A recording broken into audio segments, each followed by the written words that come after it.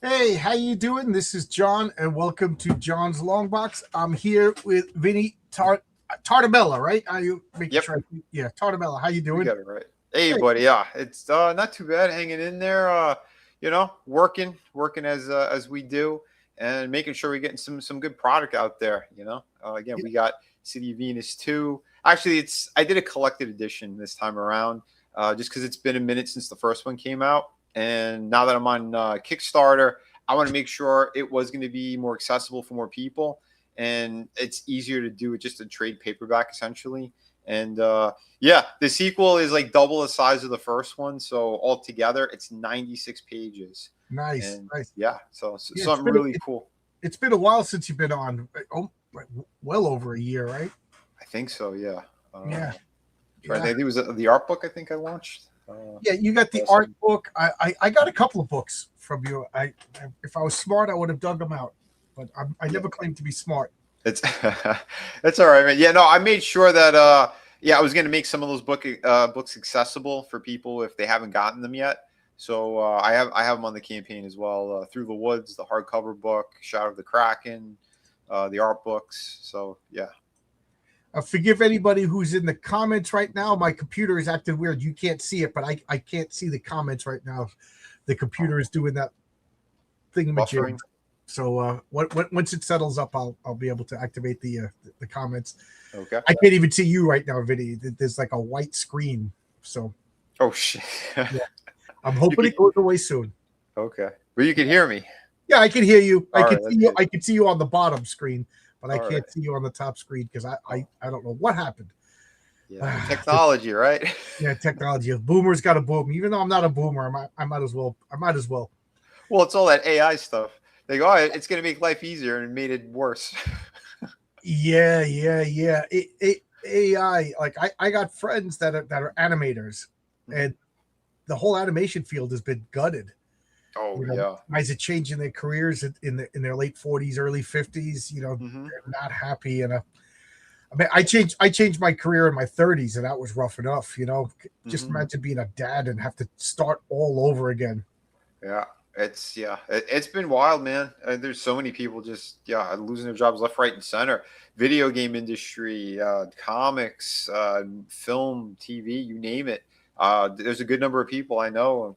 I had a good friend who worked on the last Ninja Turtles movie, and now is doing retail and teaching Brazilian Jiu Jitsu. Like from being on a multi-million-dollar movie to, doing Yeah, other regular jobs. It's crazy.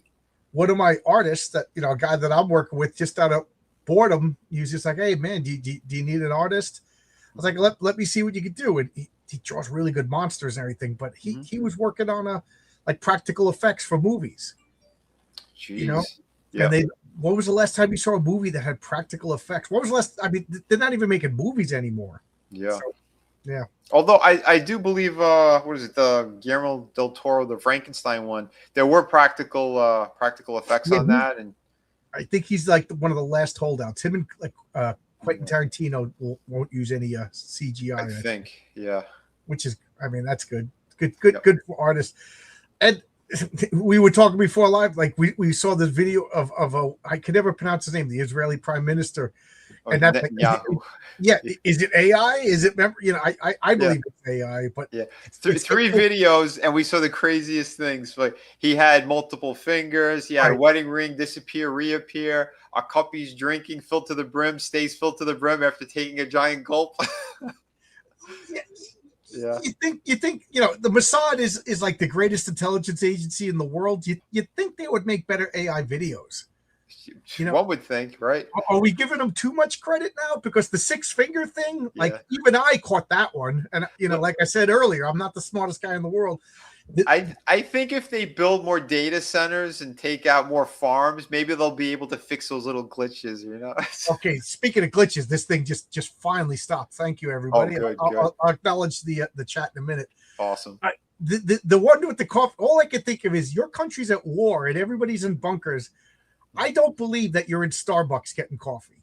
Yeah, I don't think so either. This is a guy that has like daily like televised intelligence meetings, and Yeah, your proof of life is that you're you know getting a latte. I did not believe it. He's like, Shabbat Shalom, let's get a coffee. Yeah, the next video should just be him like jumping out of like pits in McDonald's, like all the balls. Yo, yeah. Boom!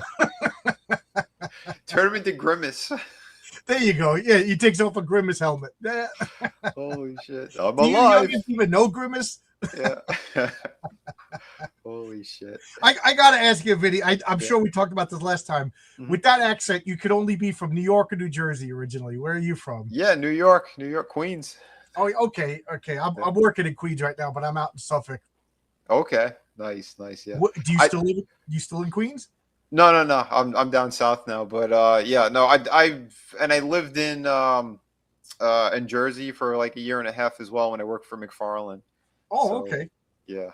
Oh, what sculpting or drawing or anything? I was the lead designer at the toy company, so I was doing all the drawings, all the designs of the figures and everything. Oh, cool. Yep. How is McFarlane? I always say it's like Mr. Rogers' field trip. Like at first, like it's exciting, it's fun, and then it kind of goes bad. It's, I mean, I don't know. Like I said, he's good with fans, but there are different Todds. You'll get the one that you see in public, and then the one in private is very different.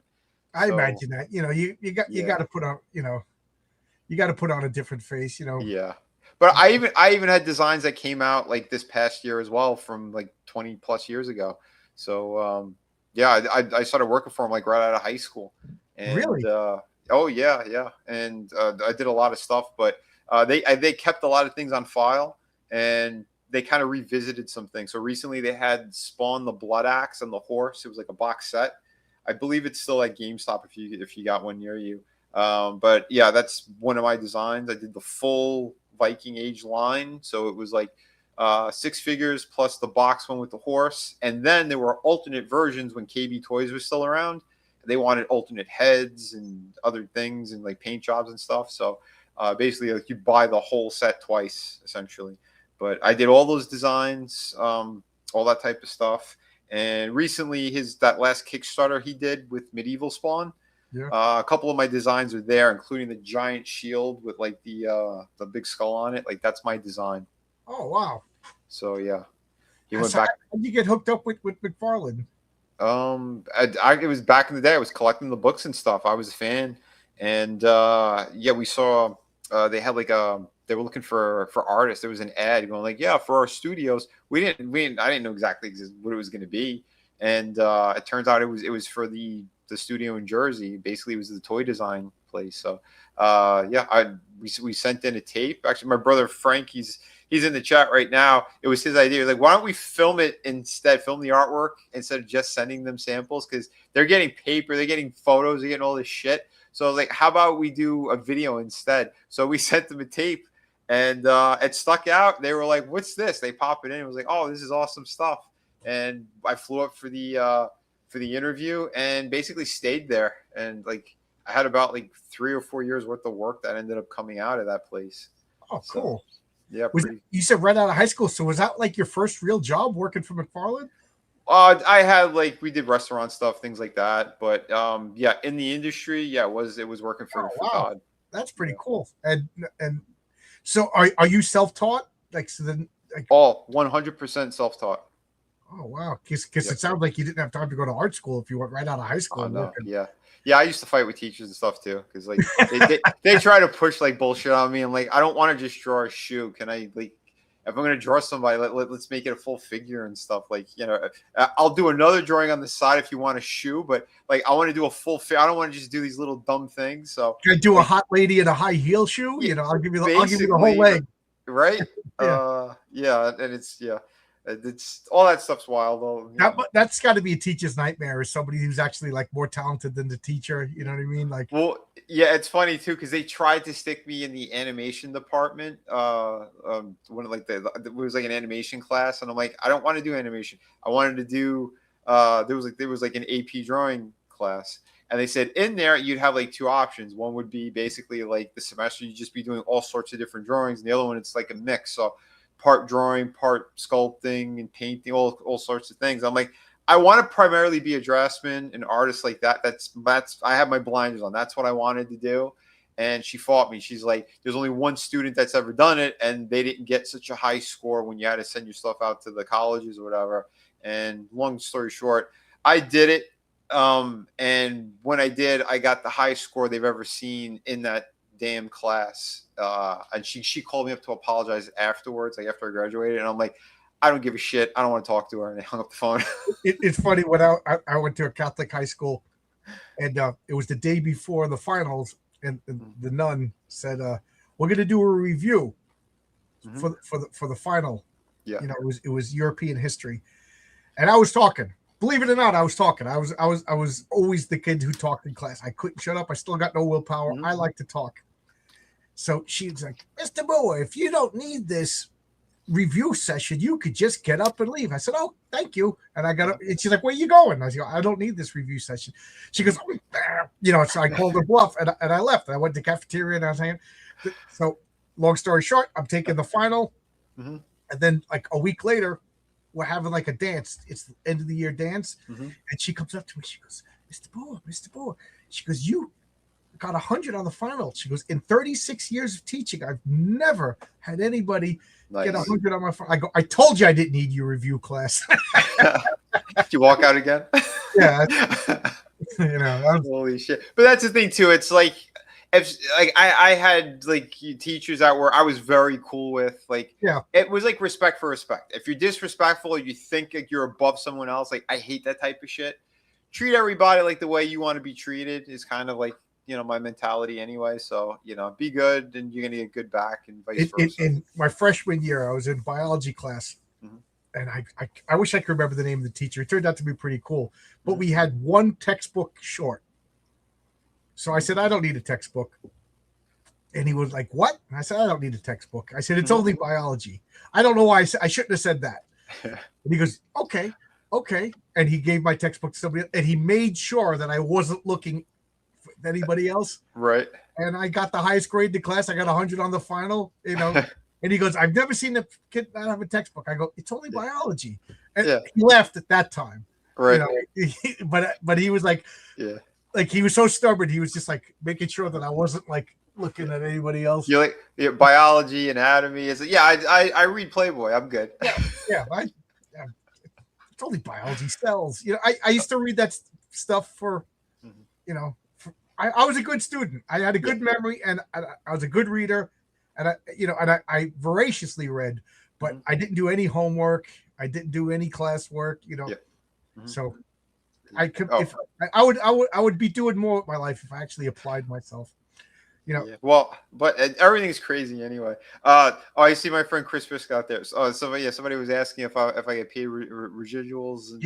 From McFarlane. No, they don't give you anything extra. And there's an ongoing joke because when I do the toy stream, I got a clip where he's talking about how much he loves pickles, McFarlane. So I poke fun at him sometimes, but we're cool though. Like, I met him like again years after I worked for him. We ran into each other at like New York Comic Con, and like literally on the street we backed into one another. And he's like, "Vinny," I'm like, "Hey Todd, how you doing?" Like, we hit it off. It was fine. Like, he's still cool with that stuff, as he should be. I mean, I made him millions with those figures as I was getting paid like a regular paycheck. But there was nothing to write home about. Tell him to come down on my channel and let's talk. I'd love to. Well, I'd like to get him on mine, but he's not an easy person to get a hold of. The bad thing about six figures is you don't have a middle one. Oh, this is sad. Chris says a lot of us have to start over in our 40s and 50s. So we were talking about AI. Every once in a while I'll put out a call, like as one. I have a bunch of projects in the works right now. Yeah. And as they finish, I'll look for somebody else. I can only float, unless my next campaign does gangbusters, I can only float so many projects at a time. Right. So I put out a call for artists, and oh my God, was I flooded with AI people. So now that's the first thing I have to ask people. Do you use AI? Do you use AI? I don't want to use any AI. So there's no AI. Exactly. I got about 7 artists right now. None of them use AI. And, that's good. And because it's bullshit. I mean, it's a cheap thing, and it really destroys everything that we're doing. If you ask me, and that's what Todd did. People wanted me to do this contest. Well, was it last year or something? And I'm like, I haven't drawn Spawn in forever. And I did it for the contest, and I did 2 pieces. Everyone loved them. People were like, yeah, this has got to win or whatever. And he picked an AI person who won. And the guy on top of it was also a dick. And he was like boasting. He's like, ha ha, all you people wasted hours and days working on your pieces. It took me 15 minutes with AI. Ha ha, fuck you. He put something like that. I'm like, what kind of piece of shit would like, all right, you won cheating. The contest said no AI. He still won. They gave it to him. It looks terrible on top of it, but it also proves that it was just a PR stunt. Todd didn't approve anything. He didn't look at anything. This is just their own people, like random out of a hat kind of thing. Well, I just saw that somebody, I'm not going to mention names, he knows who I'm talking about. Bragging, he goes, I went to sleep last night and while I was sleeping, I wrote a detective novel with AI.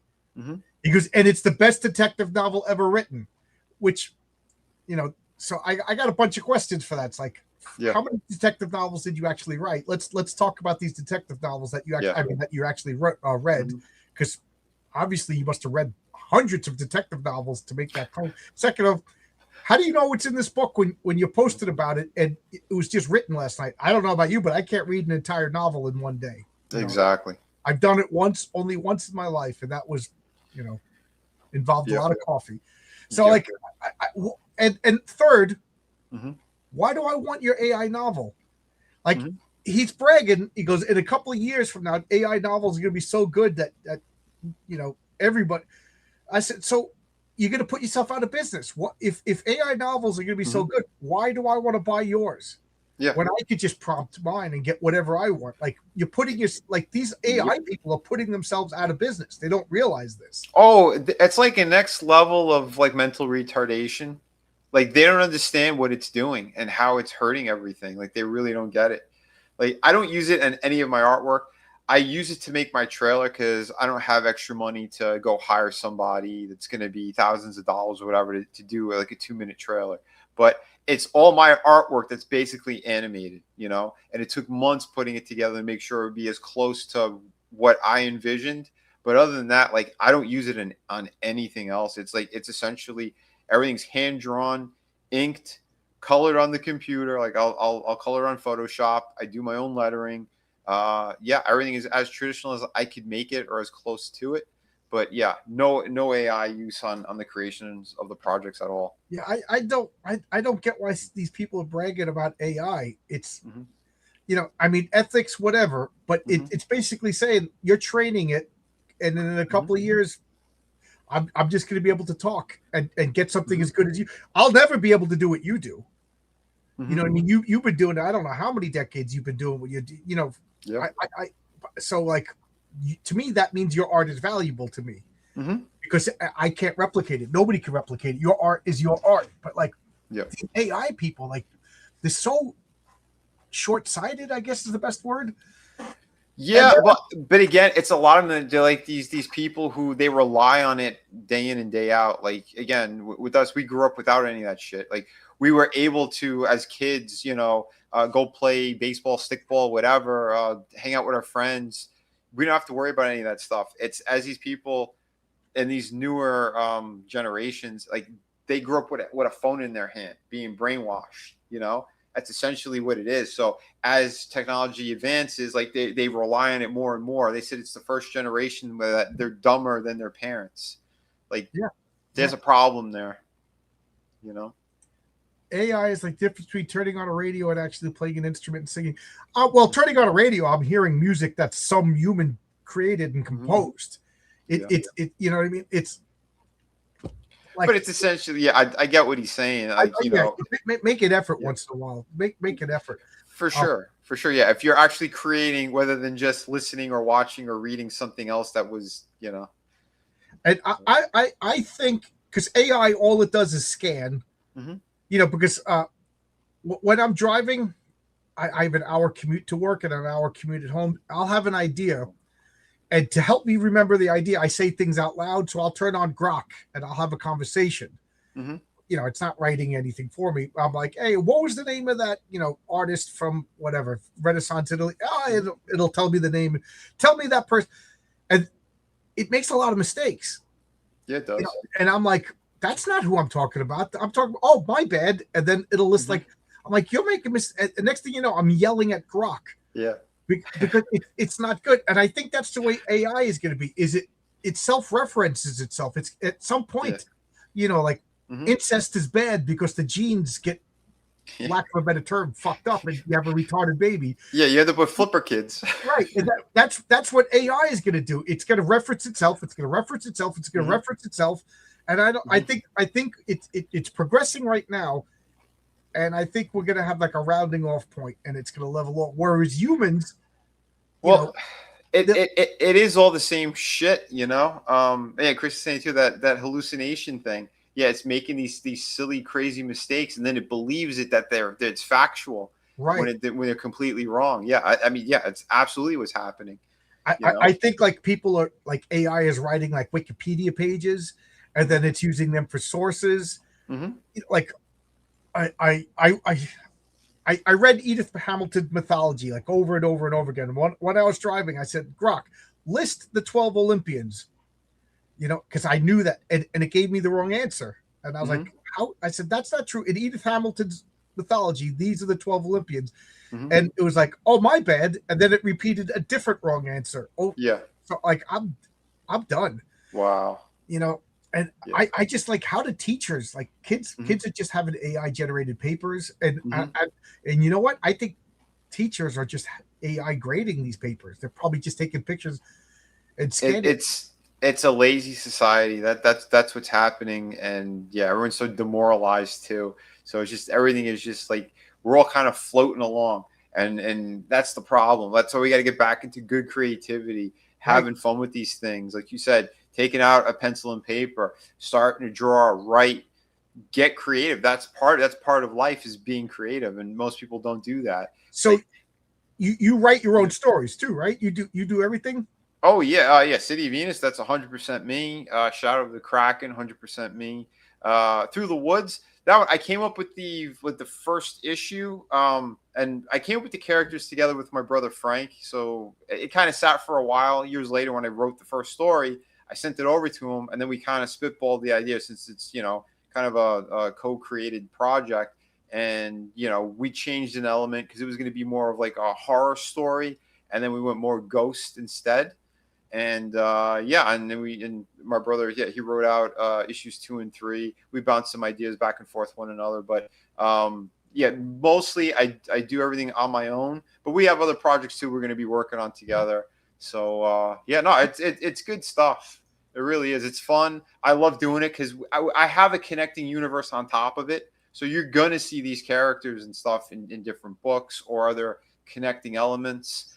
Because I'm old school. Met Stan Lee like 3 times. The last time he bought original art from me. Oh, cool. I mean, he's someone who's been like a huge inspiration to me, and he always said it too. Why just stick with the mainstream stuff? Why not create your own things? Make something that's gonna last, or you're putting your footprint out there essentially.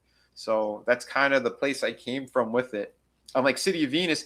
That is a story I came up with when I was in high school, and I just kind of evolved it over the years. It sat a while. When I took it back out, I kind of reworked certain things. And then, I had a ball with this thing, and it is sort of like the linchpin to my universe. So this one connects to a lot of other books in a big way.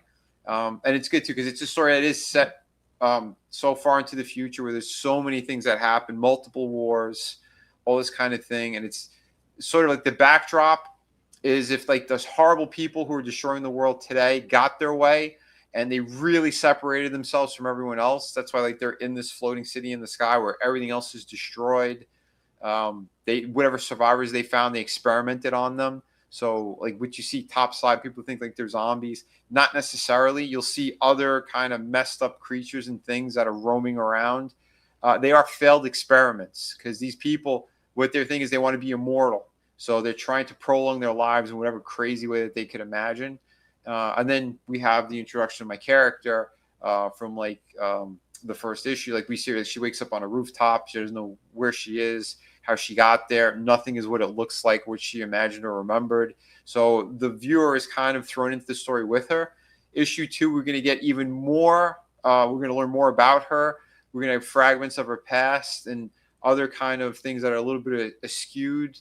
Yeah, it's cool stuff. It's a great journey. There's heroic stuff in here too. Action, like you wouldn't believe. Awesome stuff. So Yeah. I really wanted to make sure we had a great roller coaster going on with the story. So what is new with this campaign? Because I already got everything. I got everything you did with your last campaign. So like, well, this one, it's basically so I put issue 1 in. Issue 1 was only 22 pages, and issue 2 is around 50 plus a bunch of other extras. So I put it all together in one book. So the people who haven't gotten City of Venus at all, because it's a closed campaign now. It's basically like you're going to be able to read from issues 1 basically through like technically issue 3, because there's so much content that's in there. It's like you're reading 3 books all at once. So it's kind of like it's a volume 1 sort of thing. And I thought it would be a lot easier and better. And I talked to a few other people, and they're like, it'd be better if I just did it like this, so that I give more of a chance for new people jumping on as well. And yeah, super proud of this story. Trailer safe to play, and it gives you a good chunk of the introduction into the world. All right, I'm going to play the trailer then. Cool. Okay, so let's make this big. Let's do this. City of Venus. Dead City. The city named after Venus, the goddess of love. This city was designed to lure people here as a false hope. Many thought that they would be welcomed, able to rebuild and grow our world with new technologies and love for one another. At one point in time, it did seem to be working. It was almost genuine. Almost. It's now more appropriately known as Dead City. After the wars, chemical fallout, and experimentation on its people, this once modern marvel is now a wasteland. Survivors of all kinds stay hidden, most of which made their home under the city, void of electrical tech that can be shut down by those in power. Many survivors develop their own untraceable power sources to better hide from the governing and policing eyes of the select few in the floating city called Venus. The floating city in the sky houses the top of the world's most powerful and intelligent people. Although the scientists and engineers are rumored to be more like slaves, creating and prolonging the lives of the ultra-elite in whatever monstrous ways they can. It's done by breaking the laws of science and nature. Much like the story of how the city came to be, suspended in the sky. The wars and plagues brought on by man were created and brewing for centuries. As technology grew, it became easier to separate the rich from the poor. Population control was in effect, and its main killer throughout history was, and still is, war.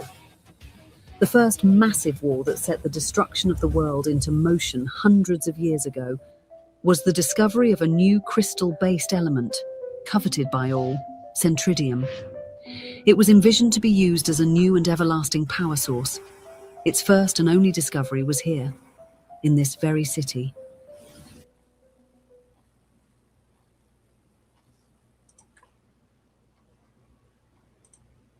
Cool. Thanks, man.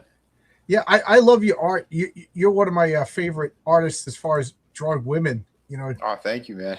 I gotta ask: do you have a real life model that you draw? And can I have her phone number? I know my wife is listening, but it's for artistic purposes only. Yeah, I had a couple of very nice ex-girlfriends that they might have been inspired a few things, but yeah, I always love the female shape is definitely something I appreciate, but yeah, no, I like drawing, man. I love it. So I want to make sure things are going to look good.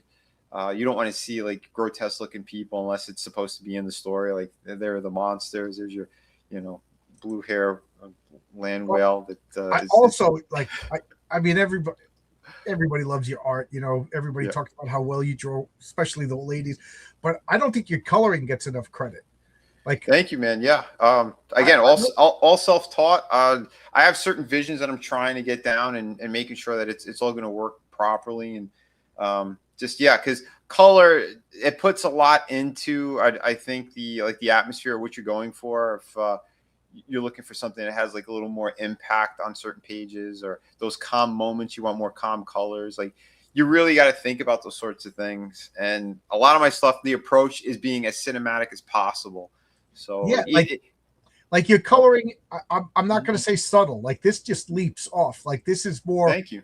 This is more like, for lack of a better term, comic booky. Nice, man. Thanks. Yeah. I've always been a huge Frazetta fan, and I loved how like his oil paintings always had like that kind of that approach as well. And every page I want to make sure it'll look like a cover, because that's the one thing that always kind of bothered me when I was as a kid. It was a fantastic cover. You open up the inside, it's like, oh, why does that look like that?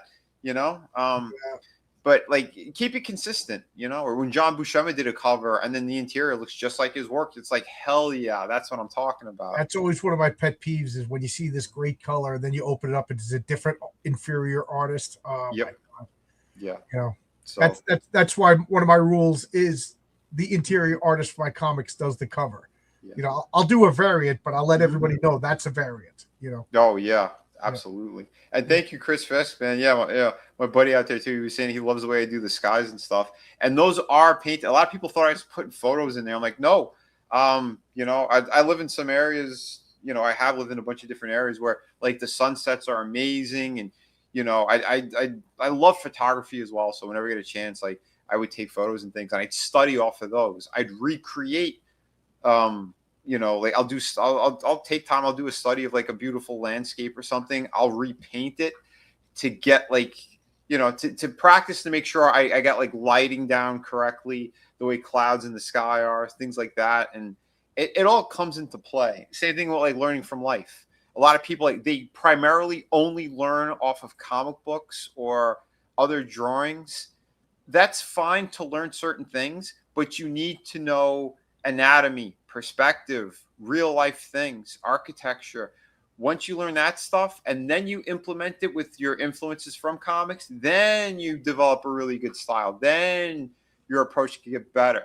Because like, I've taught before too. I've had a couple of private students. I've also had like, on my YouTube channel, I have like 18 lessons out that I put a couple of years ago. I'm going to start to get back into it.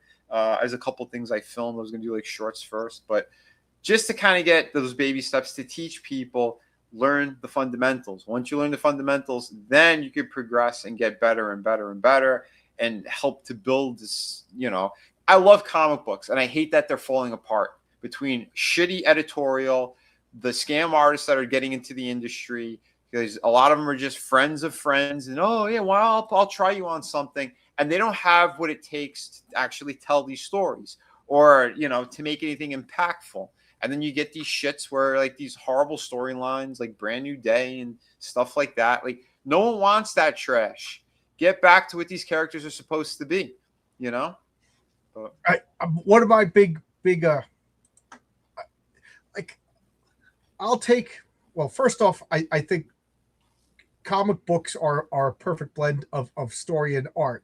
Yep. And I know Todd McFarlane's your guy, but I think he's 100% wrong when he says that I could sell something that my dog wrote. Yeah, maybe 1 or 2 issues. And if that's your goal, then I'll be crystal clear with you. He's not my guy. I know. I'm just busting. When I was growing up, yeah, he was a major influence. I will say that. I love how dynamic his stuff was.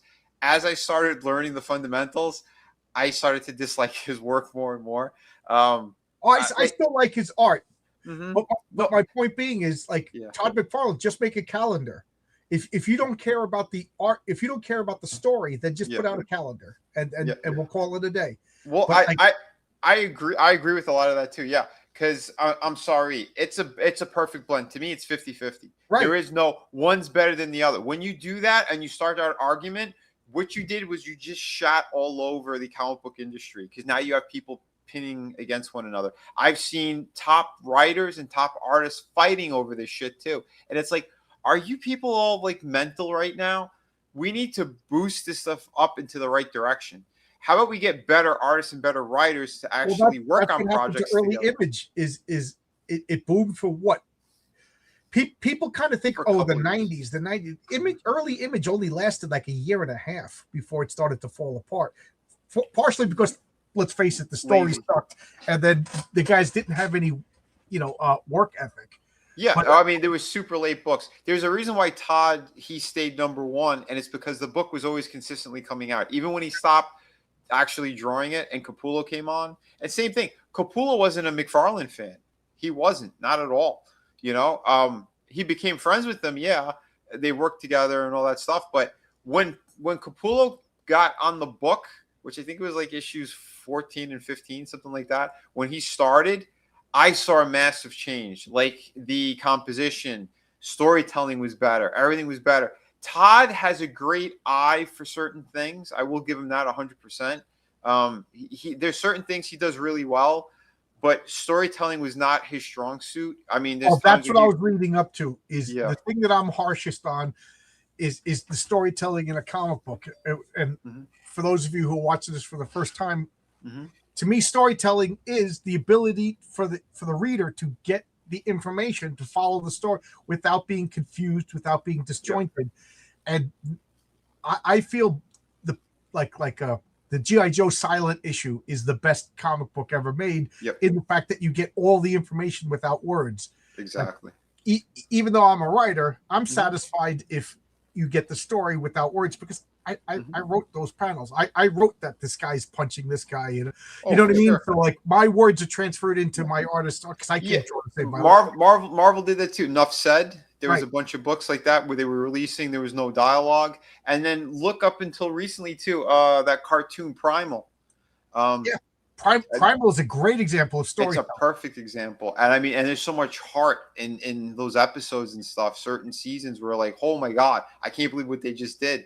And it was so impactful. Why? Because the storytelling was there through the visuals, just like a caveman doing his paintings on a wall, It's but just it that was my biggest problem with early Image. It was like it was so disjointed. I couldn't follow. Like like every issue. Like sometimes you just got to have a panel of a hand on a doorknob, as the connective tissue between the. And I think all the guys from Image, all the early Image guys, they were really cool at drawing a cool superhero. Yeah, splash pages. You know what I mean? But like, or the woman overextended with boobs sticking up. But like, there was no like tissues. It was all muscle and you know what I mean, but no cartilage. And if my analogy, you want substance. You want substance. You don't want just it didn't work. Yeah. And then Image around, I'm going to say around 2000, Image became the best comic book company. They hired a bunch of good artists, and I think the artists hired the writers hired their artists, and they made some great comics. There's a lot of great talent that came in there, Again, J. Scott Campbell, I love this stuff. I know he only does like pinups and covers now, but when he came on, and especially when he started developing his style more, like you could tell the storytelling was there. Yeah, he had fun drawing the chicks too, the big boobs, all that great stuff. It's always awesome. But he knew what he was doing too. Danger Girl was awesome. It was a well-made. Yeah, the girls were all hot.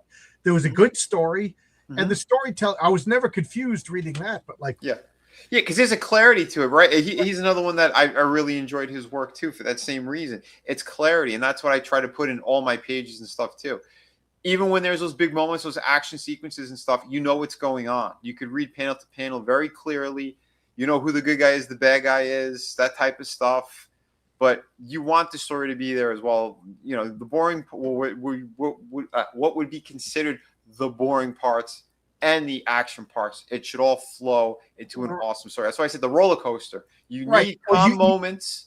Yes. In order to make sure that those big moments. I was just about to say the same thing. You need a sine wave, because if everything is at this level, the emotion and the impact and the drama comes from the highs and the lows. Absolutely. It's like getting hit by waves. If everything is like this, even if everything's high on, like in Indiana Jones movie, they always start out with the freaking airplane exploding and you're grabbing your chair and this guy's right. But then there's the moment they all sit down. We get some exposition. We get, you know what I mean? And then exactly. You need that. And Image didn't have any of that. Image just had. Yeah, you need the hook. Yeah, you need that good hook. All right, you got their attention. Now give them story. Now give them a little more action. Give them some more story. have a big finale, that type of stuff. Like, it works. And Todd, like, if he ever does come on my channel, we'll fight about this. 20 years later, a few people are talking about, oh, that picture that Todd drew of Spider-Man swinging. No, 20 years later, they're talking about, oh man, when Bane broke Batman's back, or when it's just such an old fogey I am. When the Green Goblin killed Gwen Stacy, we talk about character, we talk about the story elements. Hardly ever do we talk about like, oh man, that guy. Well, what happened? I don't know. Just Nightcrawler was cool. The last time I saw like an impactful story or something like that, or something I thought was really awesome, my friend Ron Gardney, when he did the story where everyone knew who Spider-Man was.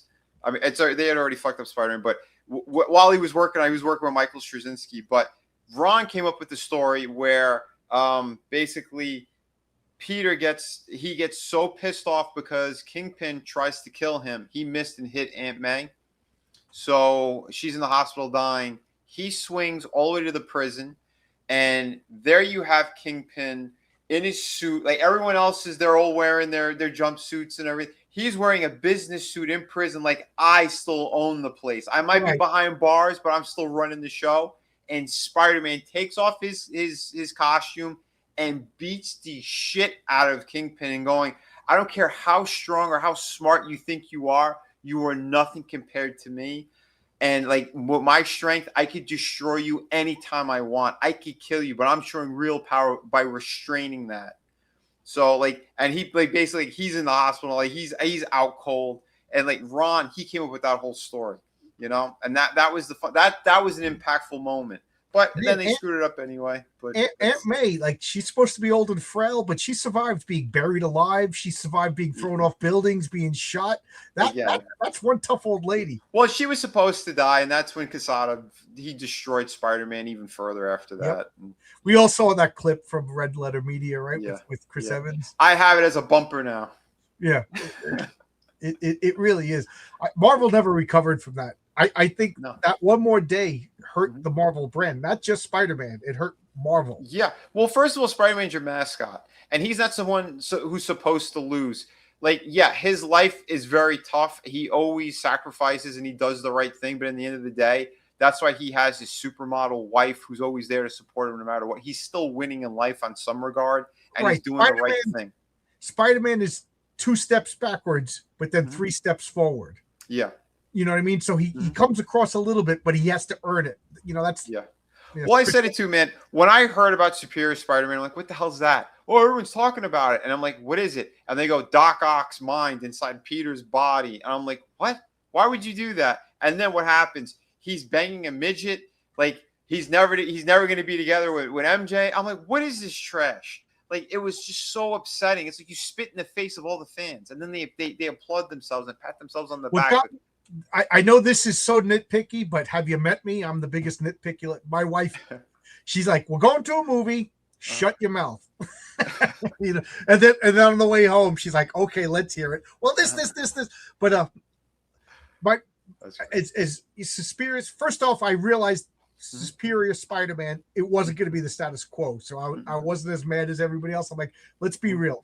But what got me was, they did scientific tests and proved that it was Peter Parker. And then they brought in all the magicians, and all the magicians. It's like, nah. Like that's like at that point they were beating us over the head. Like they shouldn't even have brought up the magicians. Like Tony Stark and Reed Richards should have been satisfied with the scientific tests, but like the spiritual, that was a nitpick to me. Yeah. Well, it's stupid. Everything about it is just stupid. Because, again, you're insulting the viewers. You really are. With these storylines, what they're doing. And what's his face? The guy who was writing it at the time. The short, fat guy. Dan Slott. Dan Slott. Like, he's someone who didn't even like the character. Because he was vocal about it, too. He wasn't crazy about Peter Parker. He edited for so long. And here's the problem. You have people in this industry who hate these characters or just at least strongly dislike them. And they're working on these top-tier books. Why? Clean out editorial. Get people in there who actually gave a shit. Jim Shooter gave a shit. There's a reason why those books were so good. There's a reason why we had that beautiful era of books, the 70s and the 80s, that had so much great stuff. and they pissed in the mouths of all the fans. I Tom Brevoort just came out and he's like, I'm happy I made them angry. You're happy. They left. Right. Fans left. You're I'm happy about I made that? all my ex-girlfriends angry. Did it? Yeah. And they all left. Yeah. How'd that work out for you? Yeah. So stupid. Matt Barr was on my channel about a year and a half ago, and we would just joke around that if we were in charge of Marvel, he goes, what would you do? And I said, the first thing I would do is, okay, show me your comic book collection. You want to write Spider-Man? Show me your comic. And I don't want to see some bullshit comicsology report. I want to see long boxes. I want to show me pictures of like your bedroom that's got stacks of comics because you're such a crazy person. You buy more than you know what I mean? That's the kind of person that I want. And we can find them. There's got to be 100,000 people in America right now qualified to write Spider-Man. And they find these people that don't like the character. Like these people doing Lanterns, Green Lantern, they think green is stupid, so they're going to leave it out of the... Why are you making the comment? Why are you making the show then? Yeah. It's just, it's all ridiculous. I don't know what the hell they're thinking. But again, they're still pushing agenda. As much as they go, oh, yeah, it's not there anymore. Yeah, it is. It's still there 100%. Because these companies are getting paid by the government to push this shit on us. We've seen it already, People ask me, are you mad about Green Lanterns? I said, no, because I don't have any expectations. Yeah. And it looks like trash. I invested nothing in it. And so I'm not mad. I have no connections with that. Like, there's a handful of stories I wasn't really that big on certain things. DC, like their pantheon, there's some really good characters. There's good things I've read, but for the most part, like I don't know all the space characters and all that. Like I never delved into that. My thing was I love street level books. So your Batman, stuff like that. Superman was always cool anyway too. But Marvel was more of my thing. Like I loved, again, Spider-Man, Hulk, Wolverine, things of that nature, X-Men, like those things were like that was cooler to me. And yeah, X-Men, they went into space, they did stuff like that, but I never got that deep into the other stuff on the other side. So when I see that, it's like I could look at it with fresh eyes anyway. Hal Jordan's a cool character. I mean, there's a few books I have of his where like, yeah, I like that Green Lantern. And they pick someone who's already like old, like this retired kind of. From the trailer I saw, it's like he's a guy who doesn't even like what he's doing and he just wants to train the new guy and then like leave or whatever. Like no one wants to see that. You're introducing this character again for the first time that you want him to be like in your pantheon or whatever, and you make him like the retired version, so then you could just focus on like the younger guy. Like it's weird. I hate when they do this shit. It's stupid. I don't know. Chris says, yeah, I stopped caring and just don't watch, read, or play corporate entertainment media anymore. Yeah, it's all indies for me. I have a zero tolerance policy. Like I'm a big into Tolkien. I think I lasted 15 minutes into the Rings of Power and I was done.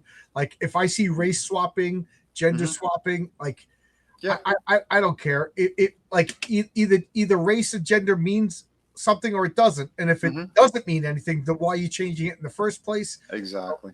Oh, we got a Zayd raid. How you doing? How you doing? Yep. Like check out The Man with No Strings, Phil Diaz's comic. It's so good. It's so good. He prints them himself. This guy does. They do everything over there. They write, draw, color, print it themselves. I joke that when you order the comic, Zayd brothers are going to show up at your house. The Diaz brothers, they're going to deliver it. I didn't know they're printing them. Jeez. Right. Yeah. I gotta have him. I gotta reach out to him, see if we'll get on each other's channels. It's been a minute. Yeah. I remember a friend of mine was all interested about you gonna watch the Watchmen TV show? I was like, no. It's over. The Watchmen is over. There's no sequels. Yeah. There's no story. And then what I heard about it, it was like 20 years later and it had none of the characters. So why? But whatever, the HBO, I don't even know what it was. They had no faith in any of these original characters, so they just stole the name of the Watchmen to get you to watch it. Yeah. You know what I mean? And really, they made like the fan favorite character, like the villain of the story, from what I heard or something. I didn't watch it either. I didn't give a shit. I'm like, like by this third episode, they're bringing up the Tulsa riots. Oh, yeah, again. Like, what does that have to do with the Watchmen? And I'm like, are they mentioning that every one of those guys with the guns that killed all those black people were Democrats? Is that not one Republican fired a gun in that Tulsa massacre? Yeah. You know what I mean? So like, is that being brought up? No, I'm sure it's all white supremacy is the problem. That's how they roll, right? It's still trying to brainwash and piss off people. Yeah, that's a good way to say it. They use the property like a skin suit. And they're going to do the same thing with lanterns. You know, they everything. So I know about it. Everything. People just like, but you're a comic book channel. I'm like, yeah, well, I'm sticking with comic books I like. Life is too short. Yeah, and we again, like you said, we've been reading this stuff for decades, so like we know what the character is supposed to be. And when you go the opposite direction, so you can fit a quota or try to put some kind of diversity nonsense in it or whatever it is, it's retarded. Make sure that you have good stories, because I have characters too where we'll have different. I just want to say one thing: the lights are flickering because we have a storm. So if I just go out, just giving you, I just know got you. It's flickering. Yeah, no worries. But I mean, and that's the thing too, right? With all the stuff that's going on, like we want good storytelling, we want good stuff, and that's what it should. That's what counts. Not if a character's male, female, black, white. It doesn't matter as long as the story's good and whatever you're telling. As long as it's like you said, important to the story. If it's not important to the story, then why would you just force something on somebody? It's retarded. Frankie, is this your brother, Frankie? I got 30 years of piss and vinegar in me. If given the chance, I can write the hell out of Wolverine, Hulk. Yeah. Frankie, I'm like 50. I don't want to write those characters anymore. I'm being arrogant saying that I would have the chance, but like that's what I wanted to do as a kid. I wanted to grow up and write the Fantastic Four. I know it's never going to happen. And to be honest, if some Jeannie Lamp was, I wouldn't want to do it. I want to make my own characters now. It's back. Circling back to the whole AI thing, it's fun to write your own stories. It is, isn't it? It's like being a little kid playing with toys, Yeah, kind of. I mean, you're creating really impactful stuff. Like I said, I got so many layers in what's going on in my universe. Like people ask me, like, how come it took so long for City of Venus too? Well, I had a pirate story I wanted to tell, and that story is going to connect to something else too that's even bigger. It's setting the backdrop for my other stuff. So like I have Easter eggs in all my books. You're gonna see again. There's in City of Venus too. There's a character. His first appearance is in City of Venus too. His main book is not in that world. So like I want to have these surprises, these fun things that you're gonna see later on. And to me, it's really important. Characters from Through the Woods. People ask, "Oh, is that story done? Are those characters done?" No, they're not done. Like you might see them pop up in other stories and other books, but we still do have another story we want to tell. Eventually, we're going to get to that. There's a lot of cool stuff to do. There's a lot of fun things to do. But if you think of it in a bigger realm, you could get more creative. You could have that expansive universe that makes sense, and it's not just forced or just to be like, oh, I want to make a quick cash grab kind of thing. No. Here is something really good that people could go back, pick up off of a shelf, and read and be like, holy shit, this was great. And I hear that all the time too. Through the Woods, people all said that. They go, by the time, a lot of people, they wrote me and they said by the time they got to the last page, they were crying. Like it was an impactful moment of what happened in the end of that story to them. And it's a good thing. You want to hear stuff like that. You want to hear that it resonates with people, Yeah. I absolutely agree. Chris Fisk has a good comment here. Is Dragon Ball Z and Naruto resonate with a huge portion of the black audience, yet there are only Asian characters in those properties. We don't need representation. Representation is a stupid concept. It is. You're supposed to represent. You're supposed to identify with universal themes, not surface traits. If you can't identify with Ben Grimm, Peter Parker, Clark Kent, and even Frank Castle, your brother keeps bringing up the Punisher. The reason why the Punisher is so popular is we are so civilized that we can't just choke a bitch out who needs to be choked. And the Punisher satisfies that itch, and not everybody's a crazy person like me traveling on the subway. I travel on the subway a lot too. I know what you mean.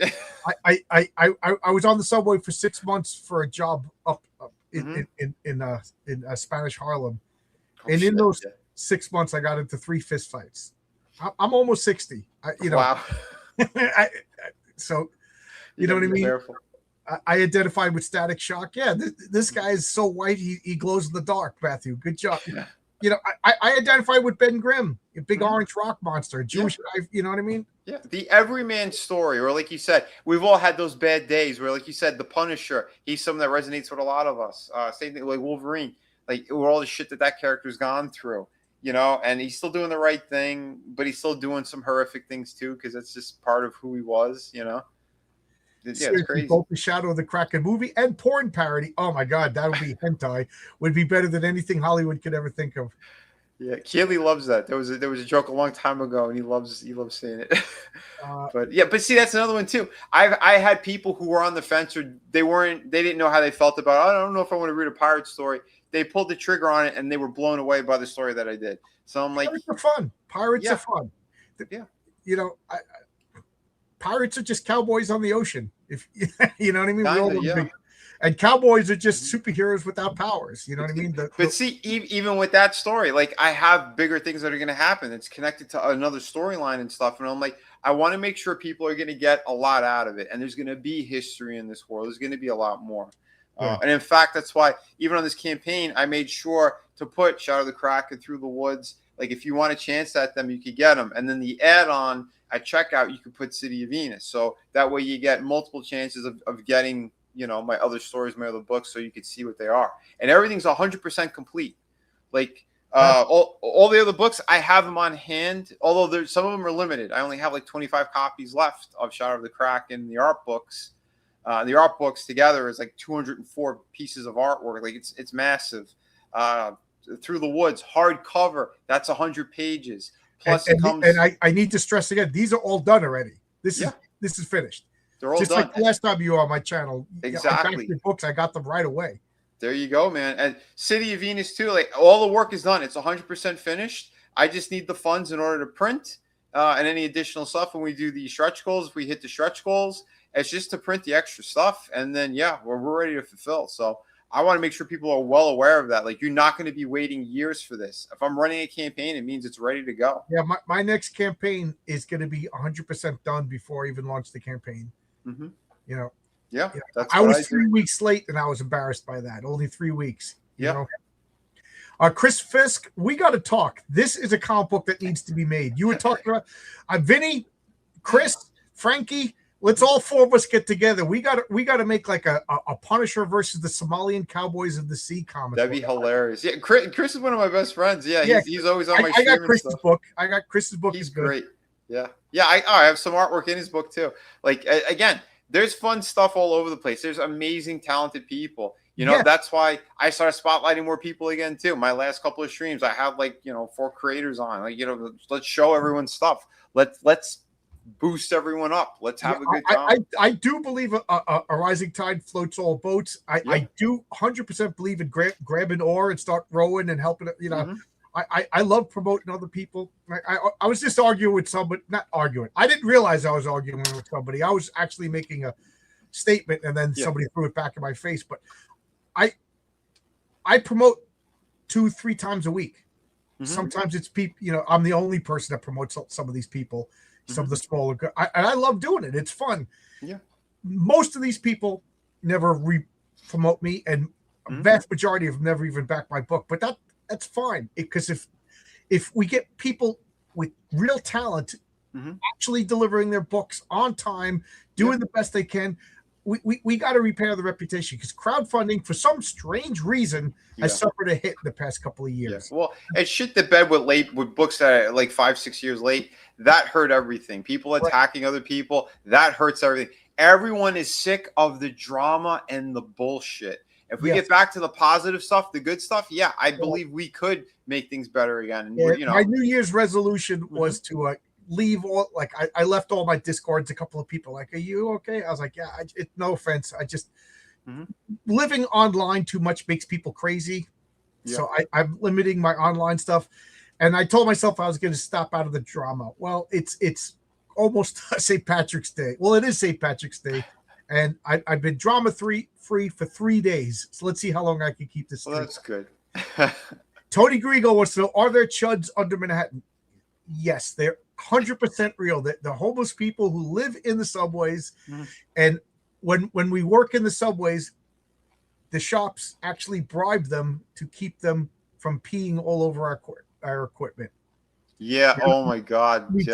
We bring mills down there. We bring heavy, tools to cut pipes and to ream pipes and to make threads and stuff like that.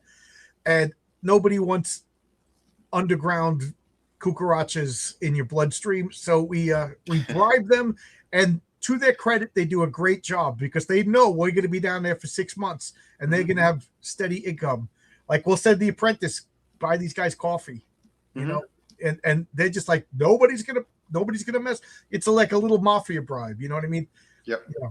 The stink pin instead of the kingpin. There was a question here that I want to address, and then we'll go back to your campaign. Sure. I can't find it now.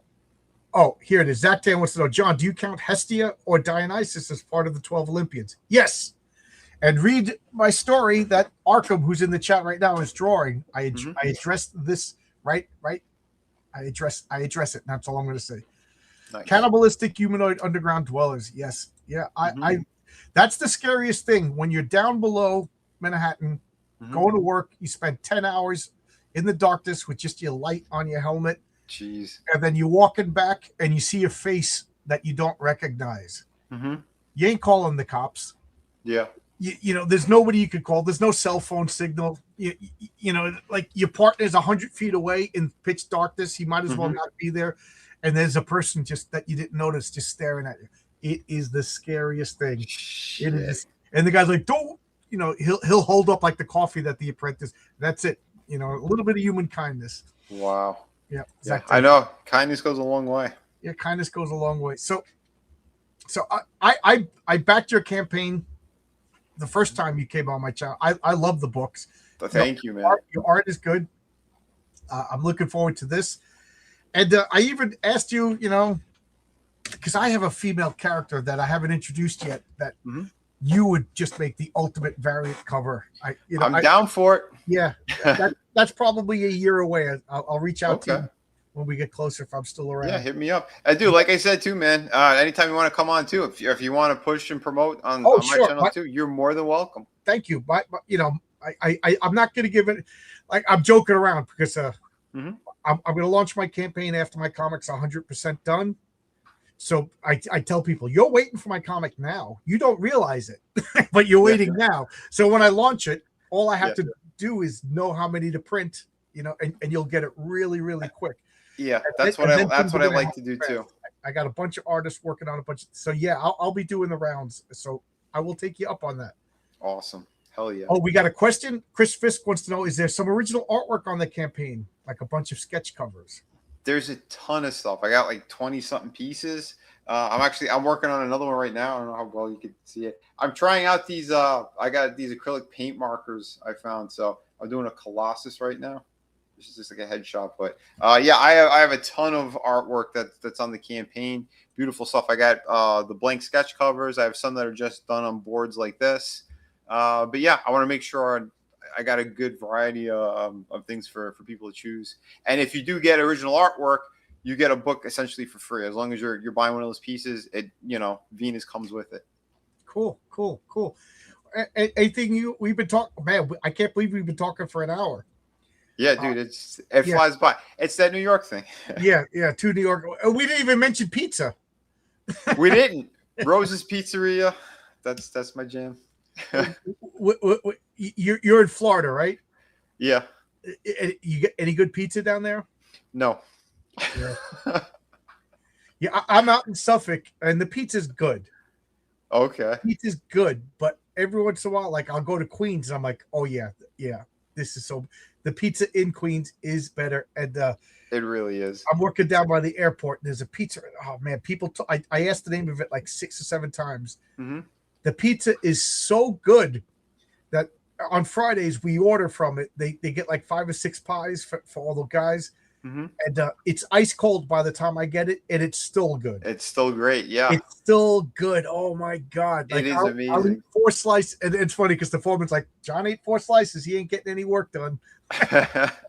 You're in a coma at that point. Yeah, a carb coma. Yeah. I love the upside down Sicilian. That's like my favorite. That's Yeah, I grew up on that. I also love Chicago style pizza. Like, I'm not one of It's these. still good. Yeah, it's good pizza. Here's the funny thing: is one of my partners at work.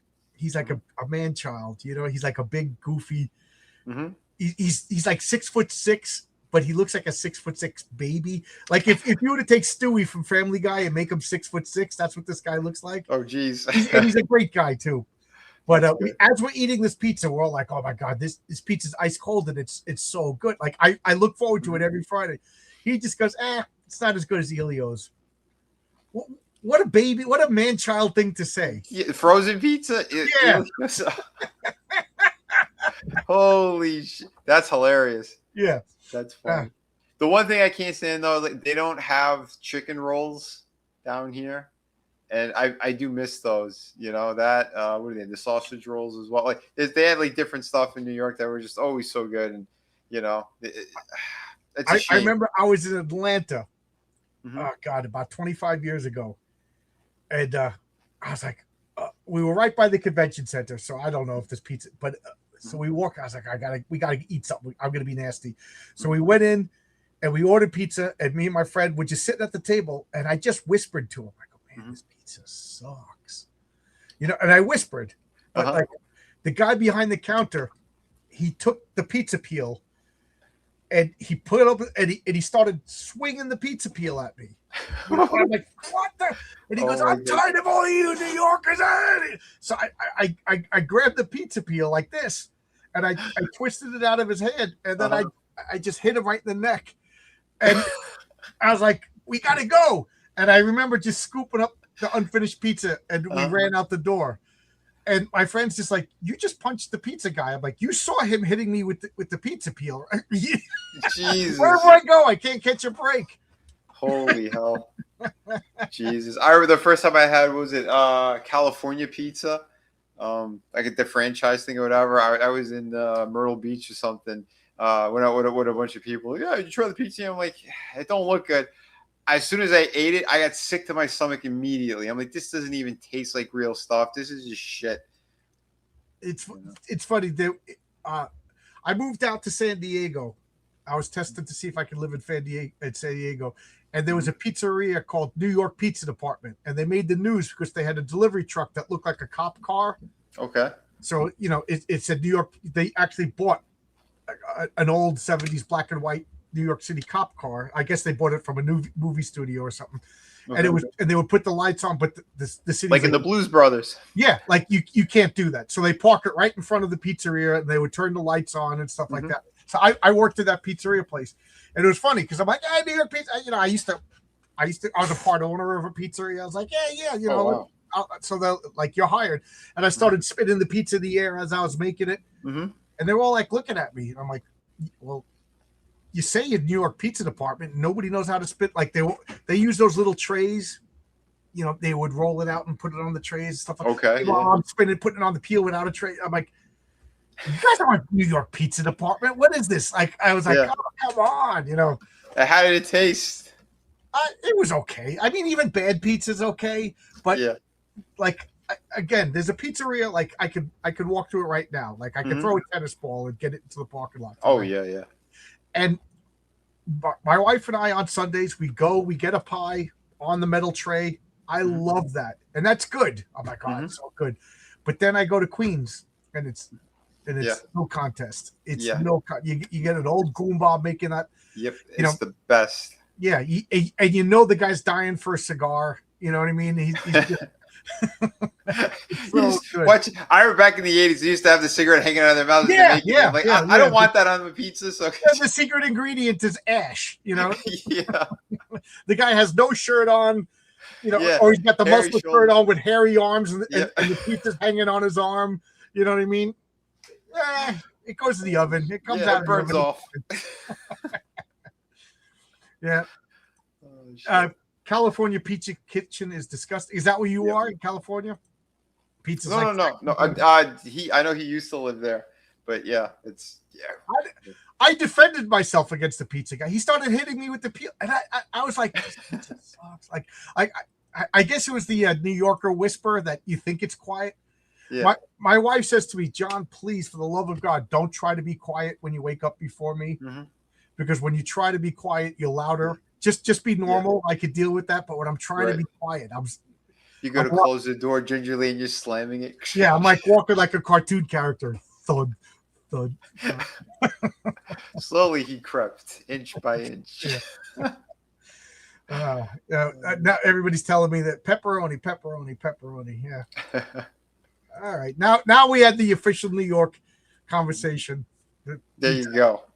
My wife is from Canada, and when she the first time she came to visit me, she's like, all you New Yorkers are bragging about your bagels and your pizza. And I'm like, well, let's go get bagels and pizza. Yeah. And she was like, okay. All right. She converted. Yeah. All right. That's great. If I want a nice cup of coffee, Timmy Hortons there. Tim Hortons. Like, Tim Hortons is my favorite cup of coffee. I don't know. Starbucks tastes like burnt coffee. Dude, Starbucks has got poison in it. Like, literally. Like, they found out the what the hell? Shit. There's a material in it that is like highly poisonous to people, and they have it in their coffee beans. It's like, I would not drink that shit. I remember my neck was broken. I broke my neck in a car accident. I was on when you had the brace. Oh, you had when I had my MODOK neck brace. Yeah. And one of the doctors was just like you could just tell, like if he wasn't a surgeon, this guy would have been Dexter. So he was examining to see if I needed surgery. I didn't need surgery. And I'm on the table and he's doing all the x-rays. And you could tell he was so disappointed when it's like, oh, my spinal surgery is so difficult. You could tell he was so disappointed that he didn't have to cut up my head and do surgery.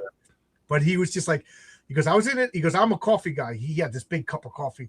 And he goes, he did tours in, I think it was Colombia, to check out coffee plantation, because I think he's thinking of investing in one. He was serious about it. He goes, and they have gratings, and they take all the coffee beans and they weigh them, and he goes, and these ones they ship them to Italy. These ones they ship here in Paris. And he goes, and the leftover ones they sell to Starbucks. He goes, never drink Starbucks. It's the leftover garbage beans. Yep. it really is. And like I said, they put like a pesticide or something on them. They put another chemical that is like, it's literally killing people. Which begs, we were talking about politics before, which begs the question, why do we have an FDA in the first place? Oh, yeah, it's all corrupt shit. Yeah. Right. Like, what good is the FDA when our food is garbage? Yeah, it's like the medical system. Like, what they did, again, this is back with the Rockefeller shit, if you want to get a little bit into that. But yeah, they changed everything on purpose. When they started using petroleum and stuff to make these medicines and all that kind of crap, they made sure all the natural stuff was thrown away, and they were forced, like, this is the new recommendations. So they keep us sick. They basically treat the symptoms instead of trying to cure us. That way they're patients for life. And the worse things are, the more money they make with the bigger surgeries and all that kind of crap. I'm convinced that that's what all this transgender nonsense is, because these people have to be on these pills for the rest of their life. Yeah. Yep. And if they're not, they could get these severe cancers and die so easily and everything else. Yeah. They get it anyway. Get it anyway. Canada has some great poutine. New York has better bagels and pizza. I will say that there's a poutine place nearby me in the mall. And my wife, who's Canadian, she worked in restaurants her whole life. She says it's authentic, good poutine. So nice. Like, I laugh. Like, New York has it all. You want great Mexican food? We got it here in New York. Like, you're gonna find a lot of bad places because we got a lot of places, But we get. But I will say, like, I lived in Albuquerque, and Tony Grigo is this. Albuquerque to me is the only place that has food that I can't get anywhere else. Wow. You could get Tex-Mex anywhere else. You can get all California food anywhere else. But Albuquerque, there's a New Mexico style of food that is only in New Mexico. Wow. And I tell my wife, we're going to New Mexico. We're going to go on an eating tour of New Mexico. That's great. I always wanted to try poutine. Got to go to Canada at Epcot. All poutine is get yourself some string fries, cook them nice and crispy, and you got to get brown gravy, and it's cheese curds, not mozzarella cheese curds, and you can get cheese curds at like any real deli here in New York. Mm-hmm. When my wife first moved here 25 years ago, I had to go to a special place in Manhattan to get actual cheese curds. But now they got cheese curds, and like there's like all these specialty delis near me in middle of bumfuck Suffolk. So, Dude, that's crazy. That is crazy. But yeah, like you said, it's anywhere. When I lived up there, I mean, what do you want today? You want German food? You want Italian food? You want, pizza, the seafood place, you name it. Yeah. You know? Yeah, New York has it all. You could get authentic Chinese food, Mm-hmm. which is as close to eating Klingon food as you could possibly get, and then you could get American Chinese. You can get it all in New York, but Mm-hmm. you have to wade through a lot of bad places. You're going to try a lot of bad restaurants, but Mm-hmm. before you find the good one. Chris Fisk, he says the FDA are war criminals. Look at how they took bribes to poison our population. When did morbid obesity ever become a sign? I know. Yeah. The poorer you are, the fatter you are. Like only in America are the homeless obese. I don't want to hear about oppression when we have fat homeless people. Mm-hmm. There's a quote. Whenever anybody brings this up, I think of the quote by Caligula. He said, "If only Rome had but one neck," meaning. But that's what all of these government agencies are. Yep. All they are is arrows of who to bribe. Yeah. I'm convinced if we didn't have an FDA, we would have better food. Mm-hmm. 100%. If we didn't have a board of education, we would have better education. Yeah.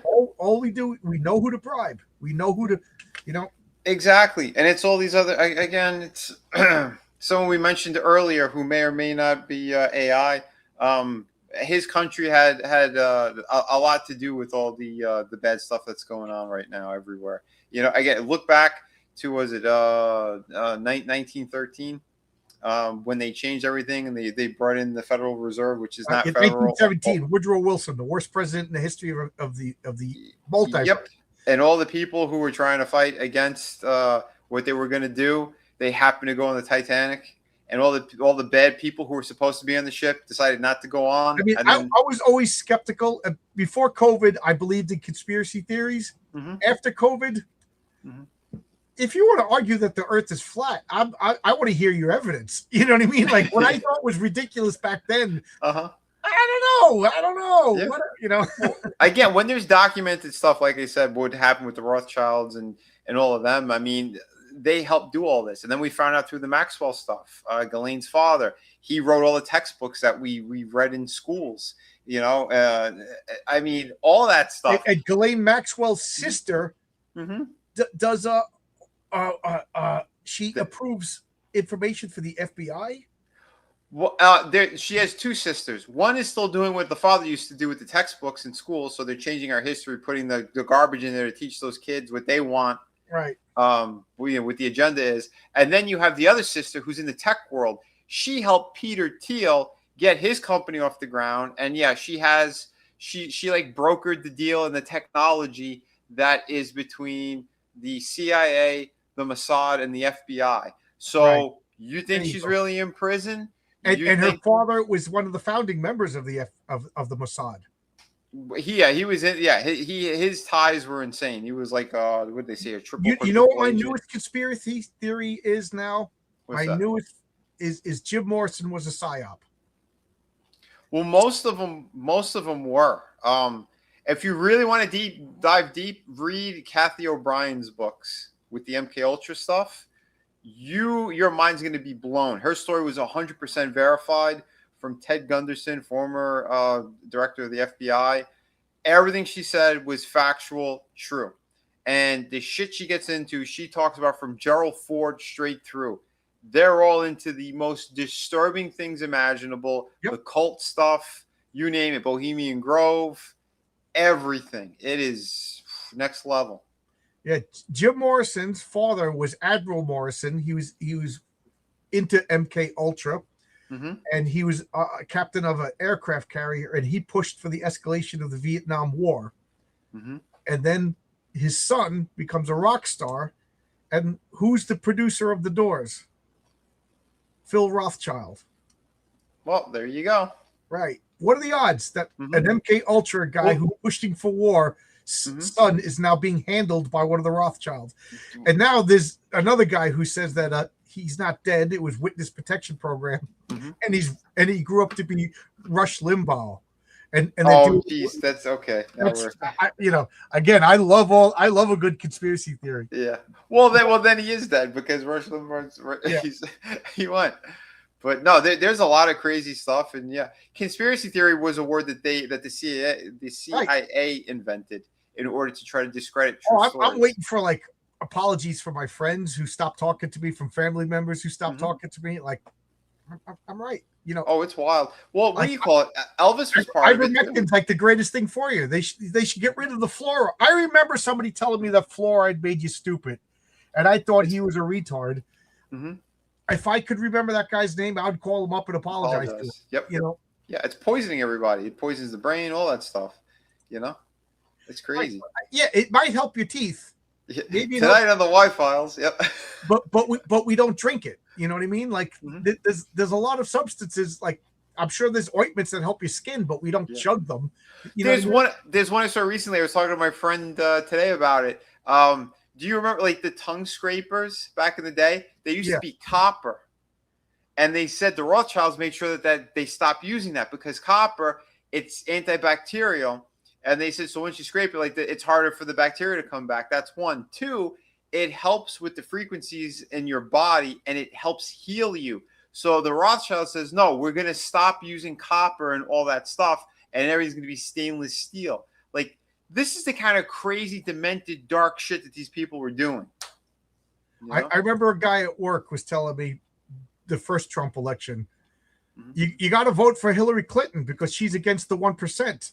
And I remember I had a newspaper back in the old days of 2015. I had a newspaper, and I go, look at this, and I show him that there's a $10,000 fundraiser, $10,000 plate fundraiser out in the Hamptons in Long Island for Hillary Clinton, sponsored by I forget which one of the Rothschilds, one of the female Rothschilds. And he goes, so I go, who the hell do you think the 1% are? Exactly.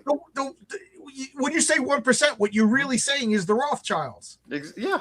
And the Rothschilds are pushing for Hillary Clinton, and you're telling me Trump is sponsored by the 1%? I'm telling you, it's the left-right thing was a form of brainwashing. It's like pick your sports team kind of thing. It's all of them. The Epstein files proved it. It's all of them. Right. They're all on that sick, demented thing. I'm not going to say the words on air, but we know what they're into. And it's truly horrific. I mean, the Queen of England, she was throwing these things. She had banquets where she would put poor people in cages, and the royal family would eat a feast in front of them while they're starving in cages. This is the type of shit that these people did for their own amusement. Yeah, she paid millions to make sure that her son there, what's his name, Andrew, that all of his sex crimes would be covered up. I think they said it was like $21 million a year to cover up his sex crimes. Like, why not? It's not her money. She doesn't have to work. Yeah, exactly. And I don't even think this is a conspiracy theory.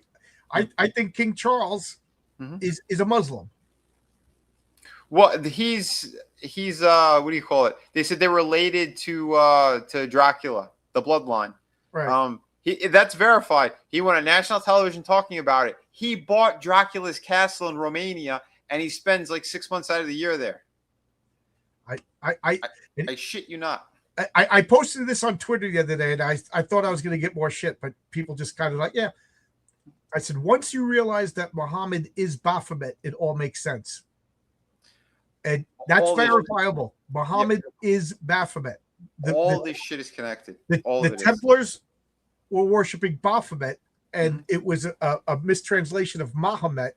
They what they did was they had somebody's head that they cut off and they hung it on a wall and they started to worship it. Whether this is a conspiracy theory or whatever, but Muhammad translated through into Baphomet, and all of these people who worship Baphomet right now, they're worshiping a bastardized version of Muhammad. And think of it, all of these flesh eater goblins, Rothschild people, they're all pushing Islam. Yeah, they're all pushing the same.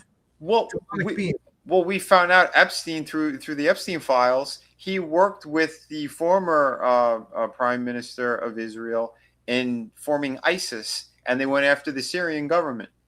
also, How come ISIS never attacked Israel?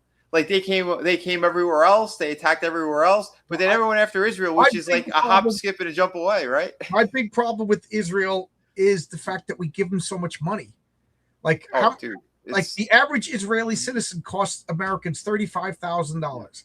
How much does the average Andorran or you know, I'm trying to think of Ecuadorian. Like, why so much money for this? Like, when I see photos and photo ops of our 200 congressmen kissing this wall, that's part of a Roman sculpture. It's not even the temple. It's a Roman fortification. I know. Yeah, kissing a wall. How come I don't see them kissing the Eiffel Tower or kissing Big Ben or you know, or kissing Nietzsche? It just gives, it's bad optics, and it just shows you that you know, I'm not particularly religious, and when you know, I went to Catholic school and everything. What I'm working through my own things right now, but it's clear that Christ says that the new church in Israel are Christians. So we're not talking about this dusty old place. That was the shell, you know. Yeah. Well, part of it, because we covered a lot of crazy stuff on my Friday streams on Rumble, and like we've talked about some of that stuff too. The Bibles, they were changed. You know, everything is different. I think this is the Ethiopian Bible. My brother was telling me too. That's the only one that has like the true stuff, the things that were omitted and all that crap, and that's why it's hard to find it. The King James Bible, it has all the bullshit in it, and it's about controlling people. So they have these things in a certain way. And the Rothschilds said it. They omitted things and they changed things to make sure like they were going to be the beloved country and they're the ones that God is the chosen people, blah, blah, blah. The Rothschilds put that stuff in there. And that's what they push on everybody. So it's like everything that we think, it's all been theater. It's all been horse shit. This is one of the things that bothers me, and it's one of my problems with Canada that my wife got mad, but now she sees my point. The fact that medicine and healthcare in America is so expensive because we're subsidizing England, Israel, Canada, you know, and Trump just said we're going to start. It's not fair. So Canada is now their cost of medical is rising because Canada said in the 70s, we're going to take your pharmaceuticals that you develop and we're going to reverse engineer them and then just sell them. We're going to bypass all of these copyrights because we're trying to save lives. So the medical establishments, the pharmaceutical companies said, no, don't do that. We'll give you a lowered rate and we'll make up the money by charging the insurance companies more. So Canada, friendly Canada, screwed us over. And now Israel has free health care because we're paying for it. Well, I'm a total isolationist. Yeah. The rest of the world could be Planet of the Apes. I don't care. Go over here, get their oil. Go over here, get their coffee. Go over here, get their, you know, whatever, our rubber and vanilla, and whatever. Pay them. I'm not saying enslave these people. You know, rubber and vanilla. That's a weird party. But you know what I mean. Like, get what we need. Give them whatever rates, whatever. But I don't care if the Muslims and the Jews want to kill each other. They've been doing that since Esau and Isaac. Well, again, what did they do? What did they do? Where you had all these, again, the kings, the queens, and all that crap, and they work with everyone. It's about controlling people. You know, that's why the government's got like the popes and stuff involved in this stuff. And if you go further enough back, you see how corrupt they were. We have popes that were having weird sex orgies and all sorts of crazy shit. If you go, you know, as opposed to the wholesome orgies, but but they never changed anything. They just went. They put more of a mask on for the public. Is what they've been doing. You know, what's it? Caesar Borgia, the son of the Pope, was killing people, and Lucretia Borgia was poisoning her husband. Yeah, and then they were incestual too. Like the whole family, all that shit. It was just so demented. Every last bit of it. You know, shit. Yeah. They had the popes were bringing in, what do you call it, Epstein. They let him stay at the Vatican. Yeah. That's on record. There's photos. There's video. All of it. One of the things that gets me the most is Epstein was I don't know if he killed the scientist or if he killed the project. The guy who was making project towards cold fusion. Did you read about that? There's been multiple ones. There's been the ones with the who had like another fuel. Like there's one guy I remember the story. He made these tablets that you could drop in a bucket of water and it made gasoline. And they stopped him. They made sure no one would get that recipe. They executed him. There's another one who used tap water. He found out how to use tap water to run the cars like you wouldn't believe.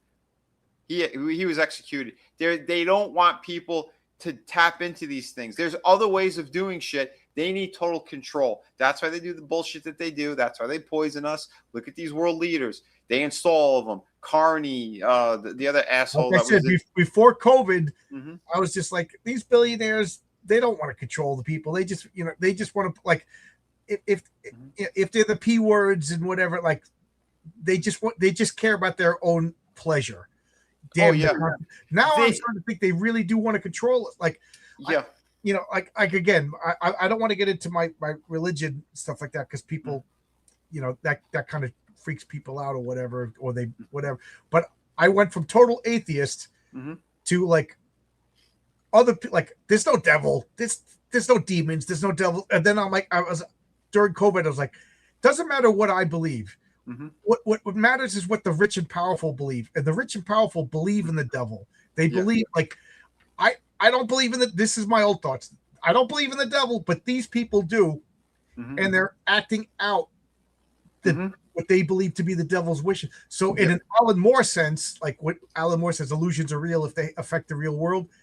Then the devil is real, and if the devil is real, I might as well be on the Christian side.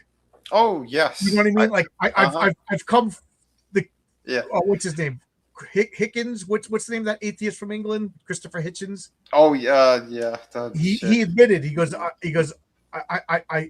still an atheist, but I want to live in a Christian supremacy. Mm-hmm. So like it's wild. Like again, I grew up in Catholic school and all that stuff too, and Italian from New York Catholic school. Go figure. Yeah, go figure. I don't believe in the church itself, and because man is flawed. I believe in God. I believe there is a God. I believe something bigger for sure. And again, and there's proof of it everywhere. And the thing is, like you said, that evil that's around as well. Like you said, all of them, they all worship that shit. Right. It's. I'm with you. Like, I think that government is a necessary evil. We are not evolved to the point we need some sort of government because I believe the average person is selfish, and without government, we would have nothing. I would constantly be fighting people off my comic book collection. Well, the thing is too, it's a brainwashing, right? It's the brainwashing. Yeah, but those selfish people are the government. Yeah. Well, and again, they still to this day they do it. They do it through the television. They do it through everything. Right. Hate this group, don't like this person, blah blah blah. We see it in the small ways too. We see how they gaslight the shit out of everybody in every which way, shape, and form, from the smallest thing to the biggest thing. So like it is this thing where it's always negativity. It's always trying to demoralize people, to keep them in a state where they're going to be in confusion and anger, so that way they can't move forward. Because if you're positive, if you're helping out someone, if you're showing love towards somebody, kindness, that's problematic to the bad guys, because then that means we're gonna come together, and then they're gonna crumble, and we see that on small levels. We're seeing that. Like I said, I reluctantly, I can't believe I'm gonna say this now, but I reluctantly was Comicsgate, but like I'm not much of a joiner. Mm-hmm. And I feel like the individual is great. Like George Carlin said it the best. Like I love the individual. I love people. He goes, but groups is where I start to have a problem. Yep. And once we have groups, everything falls apart. Like church, the church, whatever church you're in, because there's always somebody who wants to be a ruler over other people. Two people could get along. Like when I go to a party, I talk to everybody. Mm-hmm. I talk to one person at a time, and I kind of like work through them. I talk to you, but like, but I have so much fun with this one person.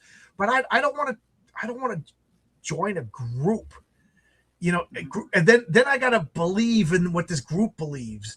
Like when I was in Comicsgate, I said we as a group, we need to do better. We need to fulfill comics. We need to be on time. And I became the bad guy. And I was actually like shocked by that because I thought I was part of the group. I was like, I don't want to talk drama. I used to say it all the time too. Like, again, I was never, I'm the same as you. I never subscribed to anything like that because once you do, and I was in certain circles too or whatever with some people because I thought it was something that, again, everything was sold to us as we're fighting the mainstream, we're fighting the woke culture. But then you find out a lot of people involved in those circles and shit, they are the woke culture. They really are 100%. Right. How they operate in the shadows, how they do all this shit, all the nefarious things, the hate, all that crap. And that's what always turns my stomach. So like, even like if it was just like other like friendly groups of people, whatever, once I start to see the poison getting dropped in or who's doing this to who and who's manipulating blah, blah, blah, or talking shit, like that's when I start distancing myself. I don't want to be part of that crowd. It's no secret either. I'm a union construction worker. Okay.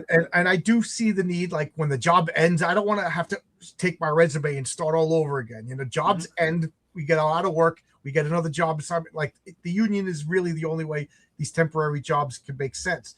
And I go to the union meetings, and I always call it the pulpit. The leaders are like yelling about Trump, and like 55% of all union workers voted for Trump. So I keep my mouth shut, but in private, like I talk to people, and I talk to stewards, and I talk to some bigwigs, and they all get mad at me. And they're like, "You better shut your mouth." And I'm just like, "But you know, I'm trying to help you, and I can't shut my mouth. I'm that kind of asshole." If 55% of union workers believe in X, and the union is pushing Y, wouldn't a smart, logical person who wants to solve problems say, "We need to have a come to Jesus meeting. Why do you guys believe in X? Is there a problem with Y? Is there a problem with you? What's going on? Why is more than half the people disagreeing with what we say?" And that never happened. So what happened was all the guys who believed in X stopped going to the meetings. You know, now you go to the meetings, there's empty seats, there's nobody there. And I work, like, I don't go to these freaking meetings. I don't go to these freaking meetings anymore. They just preach at me. So that happened in Comicsgate, that happened in my union, that happened in politics, happened at my Thanksgiving dinner table. You know what I mean? Like, I can't shut my mouth. I just think, I don't know. I just got it's great. Yeah, because that's the thing, right? Again, what is it? Divided we fall. Right. Oh, my point was, individually, I love all of these people, but as a group, and this is what governments do. This is the FDA. The FDA now is bribed. So these freaking, I'm sure the clerk at the FDA is probably a great guy, but he has to do what his boss tells him. But he's not going to risk, like cops. You know, cops individually are great guys, but they're not going to risk their pension. Dude, John, I got 3 more years. I'm going to go arrest that guy. They play ball. They play ball in order to get what they need, and then all right, I got to get out of here, kind of thing. And that's the thing, right? It is those motherfuckers at the top who are controlling all the shit, and they like to keep that stuff going on. Let's have these people fighting amongst themselves. Right. That way, they don't see what we're really doing. They don't see what the games we're playing and blah, blah, blah. It's a control thing. It's the whole fucking thing is a control thing from the bottom to the top. That's why I can't stand any of it. And most of us, we're all waking up to it. COVID did so much damage to their narrative because they thought they could just take us out with the, and a lot of people. I stood my ground. I was ready to get fired. I don't know what happened that they left me alone. But I was like telling my wife, I was like, I'm gonna have to look for a new job. I'm not getting this freaking shot. You have to get the shot. You have to get the shot. You have to get the shot. And I said, this shot didn't exist 6 months ago. Yeah. This shot didn't. Yeah. I know for a fact it takes 10 years and $400 million to bring a pharmaceutical to But one of the Rothschilds had the patent for that specific thing back in 2012. So it shows you that this was a pandemic, and it is also in the Epstein files. That's and it wasn't a pandemic. I said plan. I said pandemic. I know. If we weren't told, we would have went on like normal, because all of a sudden the flu deaths dropped to 0 and COVID deaths replaced it. And they lied. People were going in with heart attacks and they were putting in COVID. Yep. You know, like they finally said it in court. Someone sent me the link. They finally said it was a bioweapon. They finally said it. They acknowledged it in court recently. I remember you got to wear the mask. I remember there was, I was still in the apartments before I moved here. I was walking to my apartment and I saw one of my old partners. That's in my business. You say hello and goodbye to a lot of people. I was like, "Oh man, how you doing?" And we gave each other hugs. How you doing? But I didn't realize it. But a family member saw me and said he can't come to Christmas dinner unless he gets a COVID test. So I got a call. Yeah, I saw you hugging. I was like, I'm not going to Christmas. Mm-hmm. I said, oh, but so and so has asthma. Is it okay? I'm not getting a flu shot. Mm-hmm. You know what I mean? Like, yep. What? Because I remember this person had a shirt that said, "I trust the science." Meanwhile, they're also telling me that women can have penises. You know what blew my mind with all of that, with all of it, how much the left truly hated Trump, but yet he's the one that rolled out the Operation Warp Speed, and they all ran to take Trump's shot. Like, that's the thing that was most mind-blowing to me. It's like, okay, you hate the man with a passion. You didn't want him in there. How many of them said that they wanted him? Funny? When Trump got COVID, do you remember when Trump got COVID? Do you remember what he did? He went and took ivermectin and hydrochloroquine, and he was back on his feet in 2 days. Yeah, I remember the doctor who did it. I think his name was Zeb Zelenko or something like that. He was a Jewish doctor he's the one who fought with Cuomo when Cuomo killed all those old people. It was like he absolutely murdered them.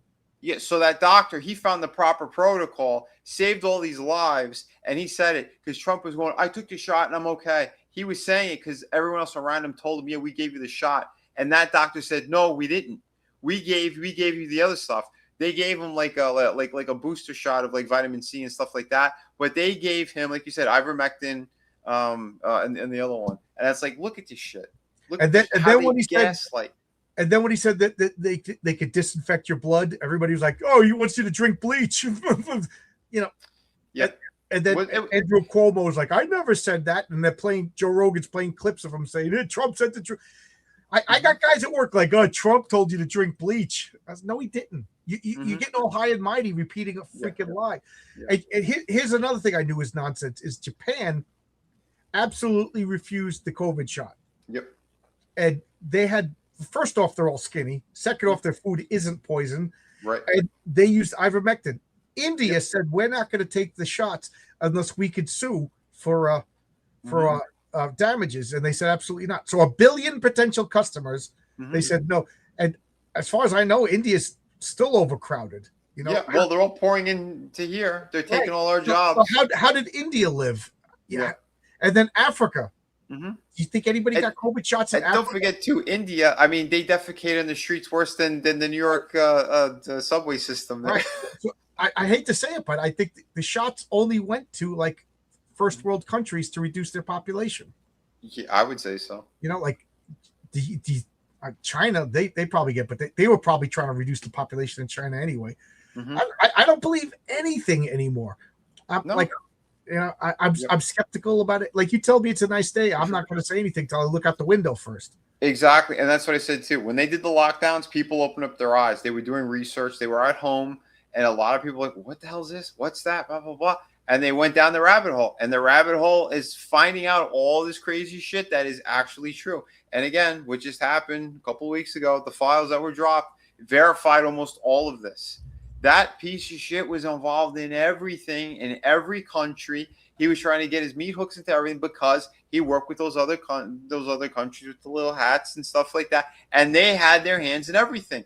If you go to a supermarket, the number one things you should be looking for is the U with the circle on it or the K with the circle on it, because those are the good foods. Everything else is what they call goy slop. Yeah. I just lost my train of thought. But sorry, yeah. Oh yeah.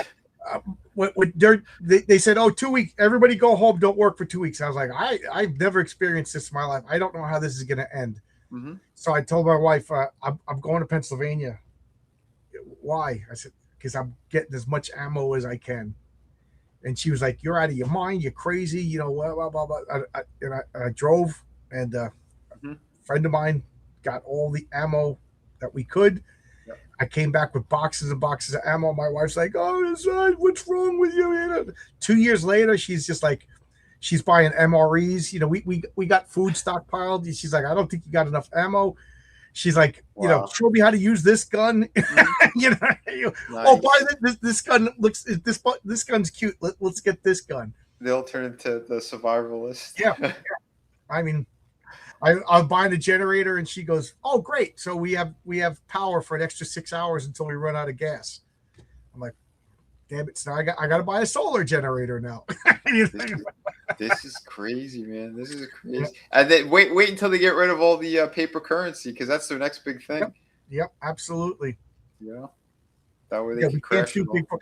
I said this. I remember at Shanty at work. I'm like, I'm old enough to remember when all the Democrats didn't trust big business, the banks, and the big pharmaceutical companies.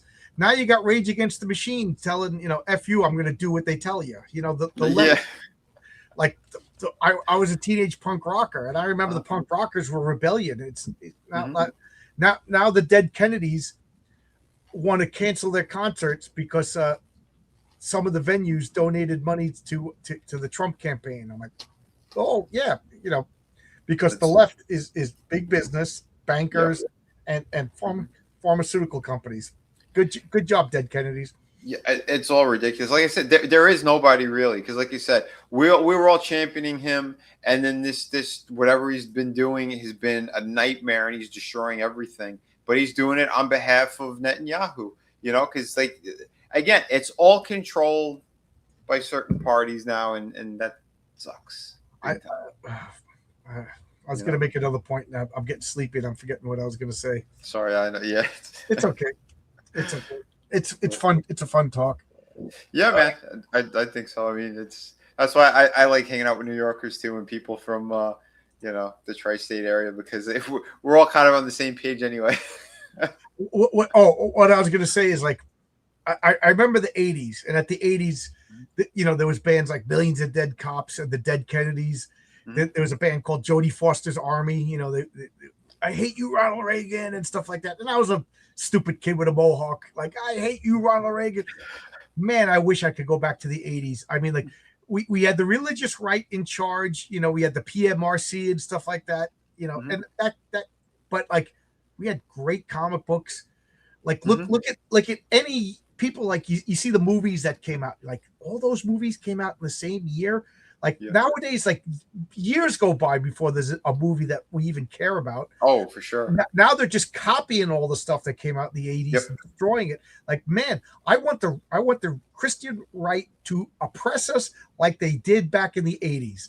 And then the left, they have marginal power, and they were making good punk rock. You know, these left-wing guys were making some good comics, but they were making it within a religious right matrix. Yeah, well, I mean, it was so much different. The left then is different than what it is now, and all because again, everything got so extreme and so bizarre. Right. Yeah, it's so extreme right now. Trump, former Democrat; Tulsi Gabbard, former Democrat; Elon Musk, former Democrat; RFK, former Democrat. This is the most Democrat party. Administration that we had. You know, here's the thing where if people really sink their teeth into it and understand, it's not a left-right thing at all. It is a rich-poor thing. It is these people, these global elitists, who want to keep us down and destroy us while they do their crazy shit. I've been defining it as a collectivist versus individualist. You know, just there's nothing scarier than individuals. You know, they just, you know, you define it like that. Islam, it means submission.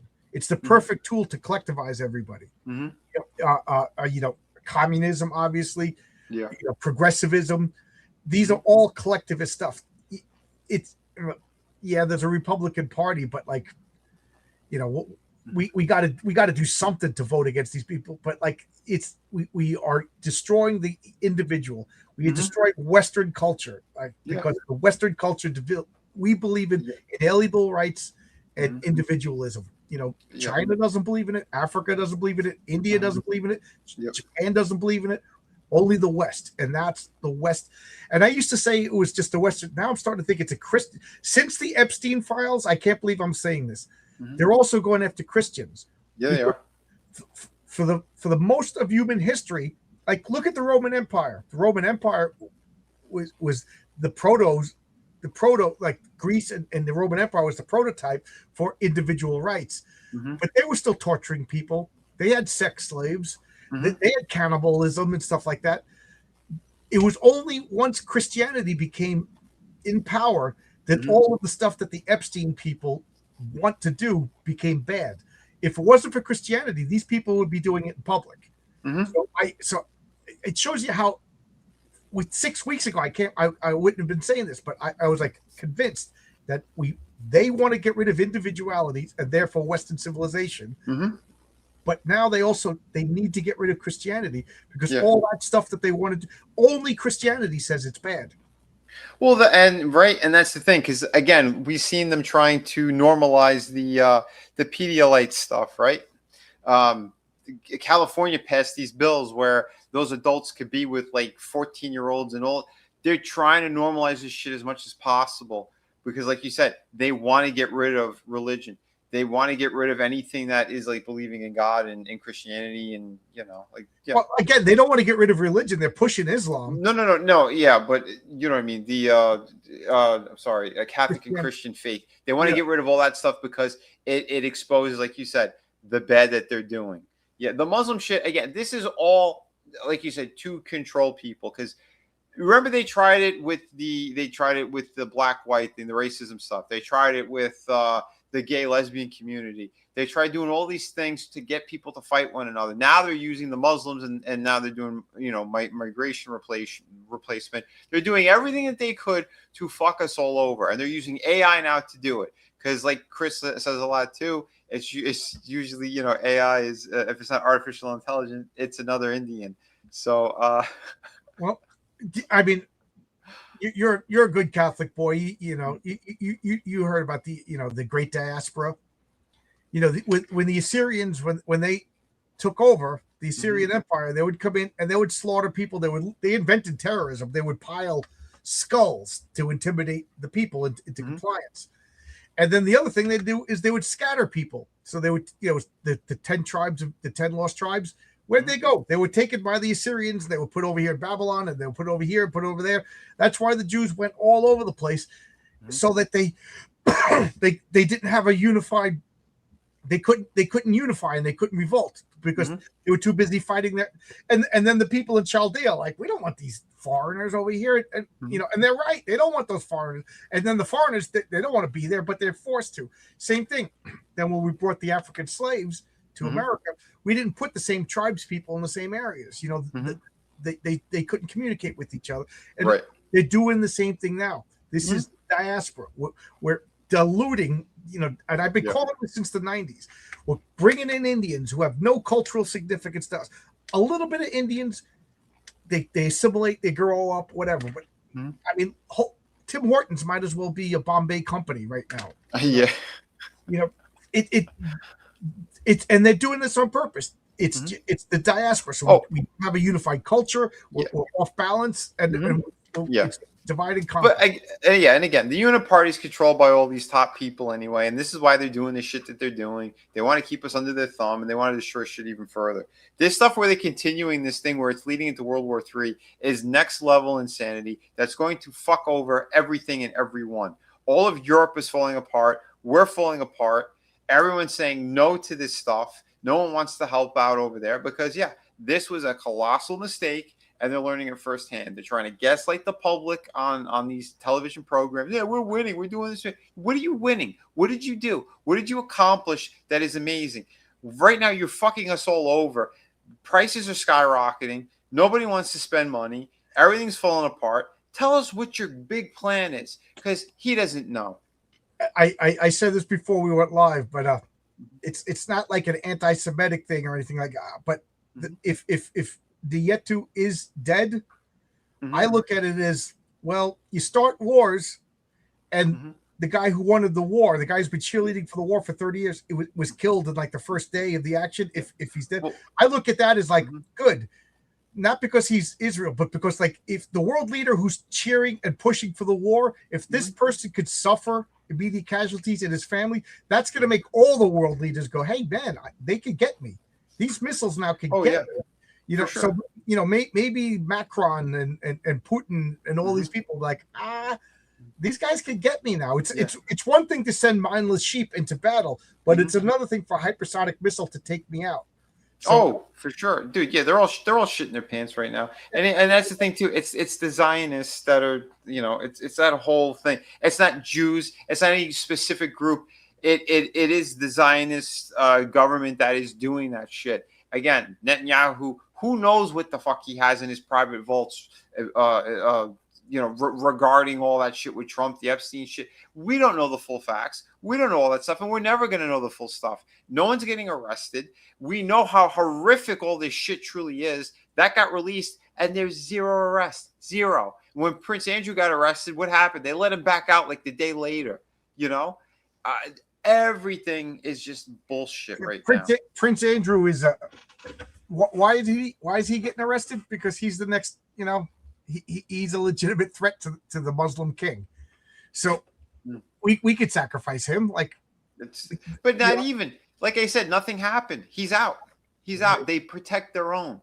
That's the whole thing about all of it. Yeah, they could push Obamacare that the majority of the country didn't want.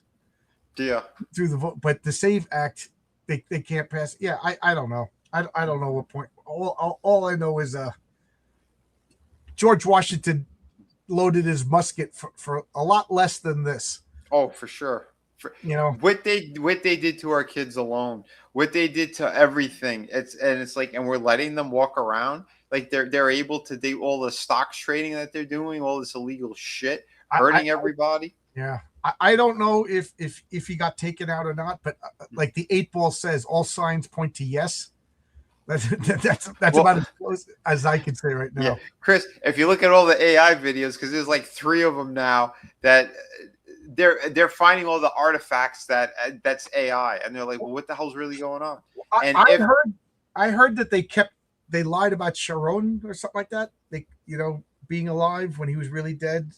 I don't know if that's misinformation or not, but yeah, again, we got to question everything. There's nothing you could just see and go, oh yeah, I believe that. You can't. You got to question everything, and you got to always keep an eye open. The only thing you can't question is my pronouns. Yeah, exactly. That's crazy. Yeah, there's an apprentice in my shop who identifies as a cat. Jesus. And not on my job, but it's only a matter of time because my job is huge. Like I can't play that game. So I'm just gonna say you're a cat. Well, you can't work here, cat. Yeah, we're dog people. No, we only have humans. If I'm gonna believe it, you are a cat. Cats can't work here. Yep. Only humans are covered by this contract. Only humans are covered by the insurance. Only human. So you can't work here. For your own good, for your own safety, you need to leave. Isn't that the craziest thing that they're trying to get people to normalize the insanity of this other garbage? And it's like, normalize it. There's nothing to normalize. It's the same thing with like the ones who want to chop off their things and then they think they can walk into a woman's bathroom or something. Like it's all mental illness, all of it, and it's by design. They do it through programming, through phones. Isn't Baphomet the transgender god? Yeah, exactly. Well, dude, that's what they did. Remember what do you call it? The Iranians, when they built that giant statue and they burnt it, at the bottom of it, at the base of it, they had pictures of Trump, Netanyahu, and Epstein. That's what they had on the bottom of it. And a lot of the news channels wouldn't cover that. They wouldn't show it. They did that on purpose to say F you to the elitists and to the Zionists and the people who do that. If you look further into it, what they say the Star of David is the what do you call it? The Star King of Solomon. Huh? Well, they say it's the Star of David, but it's the Solomon seal. They say it's the Star of Rephaim. Yeah, as they say, it's all connected to, yeah. And again, I don't know how much you want to say on here, but we've said a lot, but I don't want to get into certain things because I know that they'll jump on our channels and stuff. Yeah, But and I got to go to sleep. I got to go to work. Yeah, that's it. I can't. A lot of these rem fam. That's it.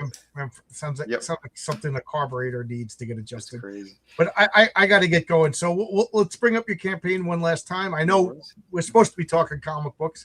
I know but the world's lost its mind, so we hit everything tonight. just like I said, I love this. This is my favorite. I love the way you draw women, and I love the way you color. Thank you, man. I really appreciate that. Yeah. Like I said, I got some cool surprises in this book, especially even if you like a little bit of our conversation. Like what I have in this book is like ultimately is as if like the evil have kind of won over. Like you'll see like the floating city I have in the sky in the series, not in this particular issue, but I'm going to show probably the next one how that city actually got in the sky. Like I'm going to break down everything, and you're going to see how, like, again, these kind of people who are trying to corrupt the world, and they want to prolong their lives. They want to be immortal. The power hungry, demented people, what they did. Like, again, that's a lot of backstory, but our character is a heroic story. There is a lot of great stuff in here. This story has heart. It has action, you name it. And again, we're moving it forward more. And there's a lot more big surprises. So if you stay on this journey with my projects, you're really going to get an amazing payoff with everything. Again, you don't have to get everything, but if you do, you'll see more of the connections. And it's already done. It is done.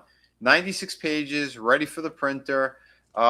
All great stuff right here. So if you want to jump on it, please do. Support an indie creator who actually cares about what he's working on, these stories, all these projects. Again, more cool who's actually stuff working on this project, and it's already done. I cannot stress that enough. Absolutely. Yeah. Absolutely. All the other books on the campaign already printed, like literally already printed. Have it in hand. Yeah, so buy them because they're sitting on his living room table. He needs room. Thank you. I need to make room, and we need to make sure we get everything out there for everyone, because again, it is top quality. Everything I do, I make sure it's the best paper, you name it, and it's printed in America on top of it. So yeah, I made sure I printed in America. I'm so glad I did, because that all of a sudden everything from China is hitting with tariffs, stuff like that. That could bankrupt a crowd fund. Yeah. For sure. I was just like, there's no way I'm printing, because a couple of people gave me the names of printers in China. I'm like, I found a printer in Wisconsin. I ain't going out of the States. Plus China, they steal intellectual properties all the time. IPs are getting stolen left, right, and center over there. They don't give a shit. There's no laws protecting anything. Yeah, what are they going to do? Who do you sue? Yeah. Right. See, listen, if World War III is going to hit, you're going to want a project to read, something to kind of pass the time as the bombs are going overhead. No, I'm kidding. Right. Right. All right. And on that note, well, I'll reach out to you for your channel when I start having my campaign, which is coming sooner rather than later. Awesome. Yeah. I run stuff all the time, during the week. I'm going to have to get the toy stream with Tommy and the Guinea Pig Collective. Chris has usually been popping up on those. Chris is also on me on my channel with the Friday stream, Friday Underground. Sunday we have like a watch party thing just to get away from everything else. We've been doing Ash versus Evil Dead, awesome series. It's a blast. So well, put your channel in the private chat so I can put it in the public chat. Yeah, it's at Vinny Art on YouTube. Oh, Vinny Art, okay, at Vinny Art. Almost everything is at Vinny Art, so you can find me there, and on Twitter, everything's there as well. All right. So. Well, I got to get going, everybody. The flesh is willing, but the spirit is willing, but the flesh is weak. I've been working 3 to 11, so I come home, take a quick shower, talk to you. Now I'm gonna have some dinner and go to bed. Wow, man! So thanks a lot, everybody. Good talking to you, man. Thank you for having me on, buddy. Yeah, you were on. Like, if I had my neck brace on. Mm-hmm. We talked a long time ago. Yeah, it was a while ago, but so come on back. Yeah, man. Likewise. All right. Thank you again. And now it's time to say goodbye, kids.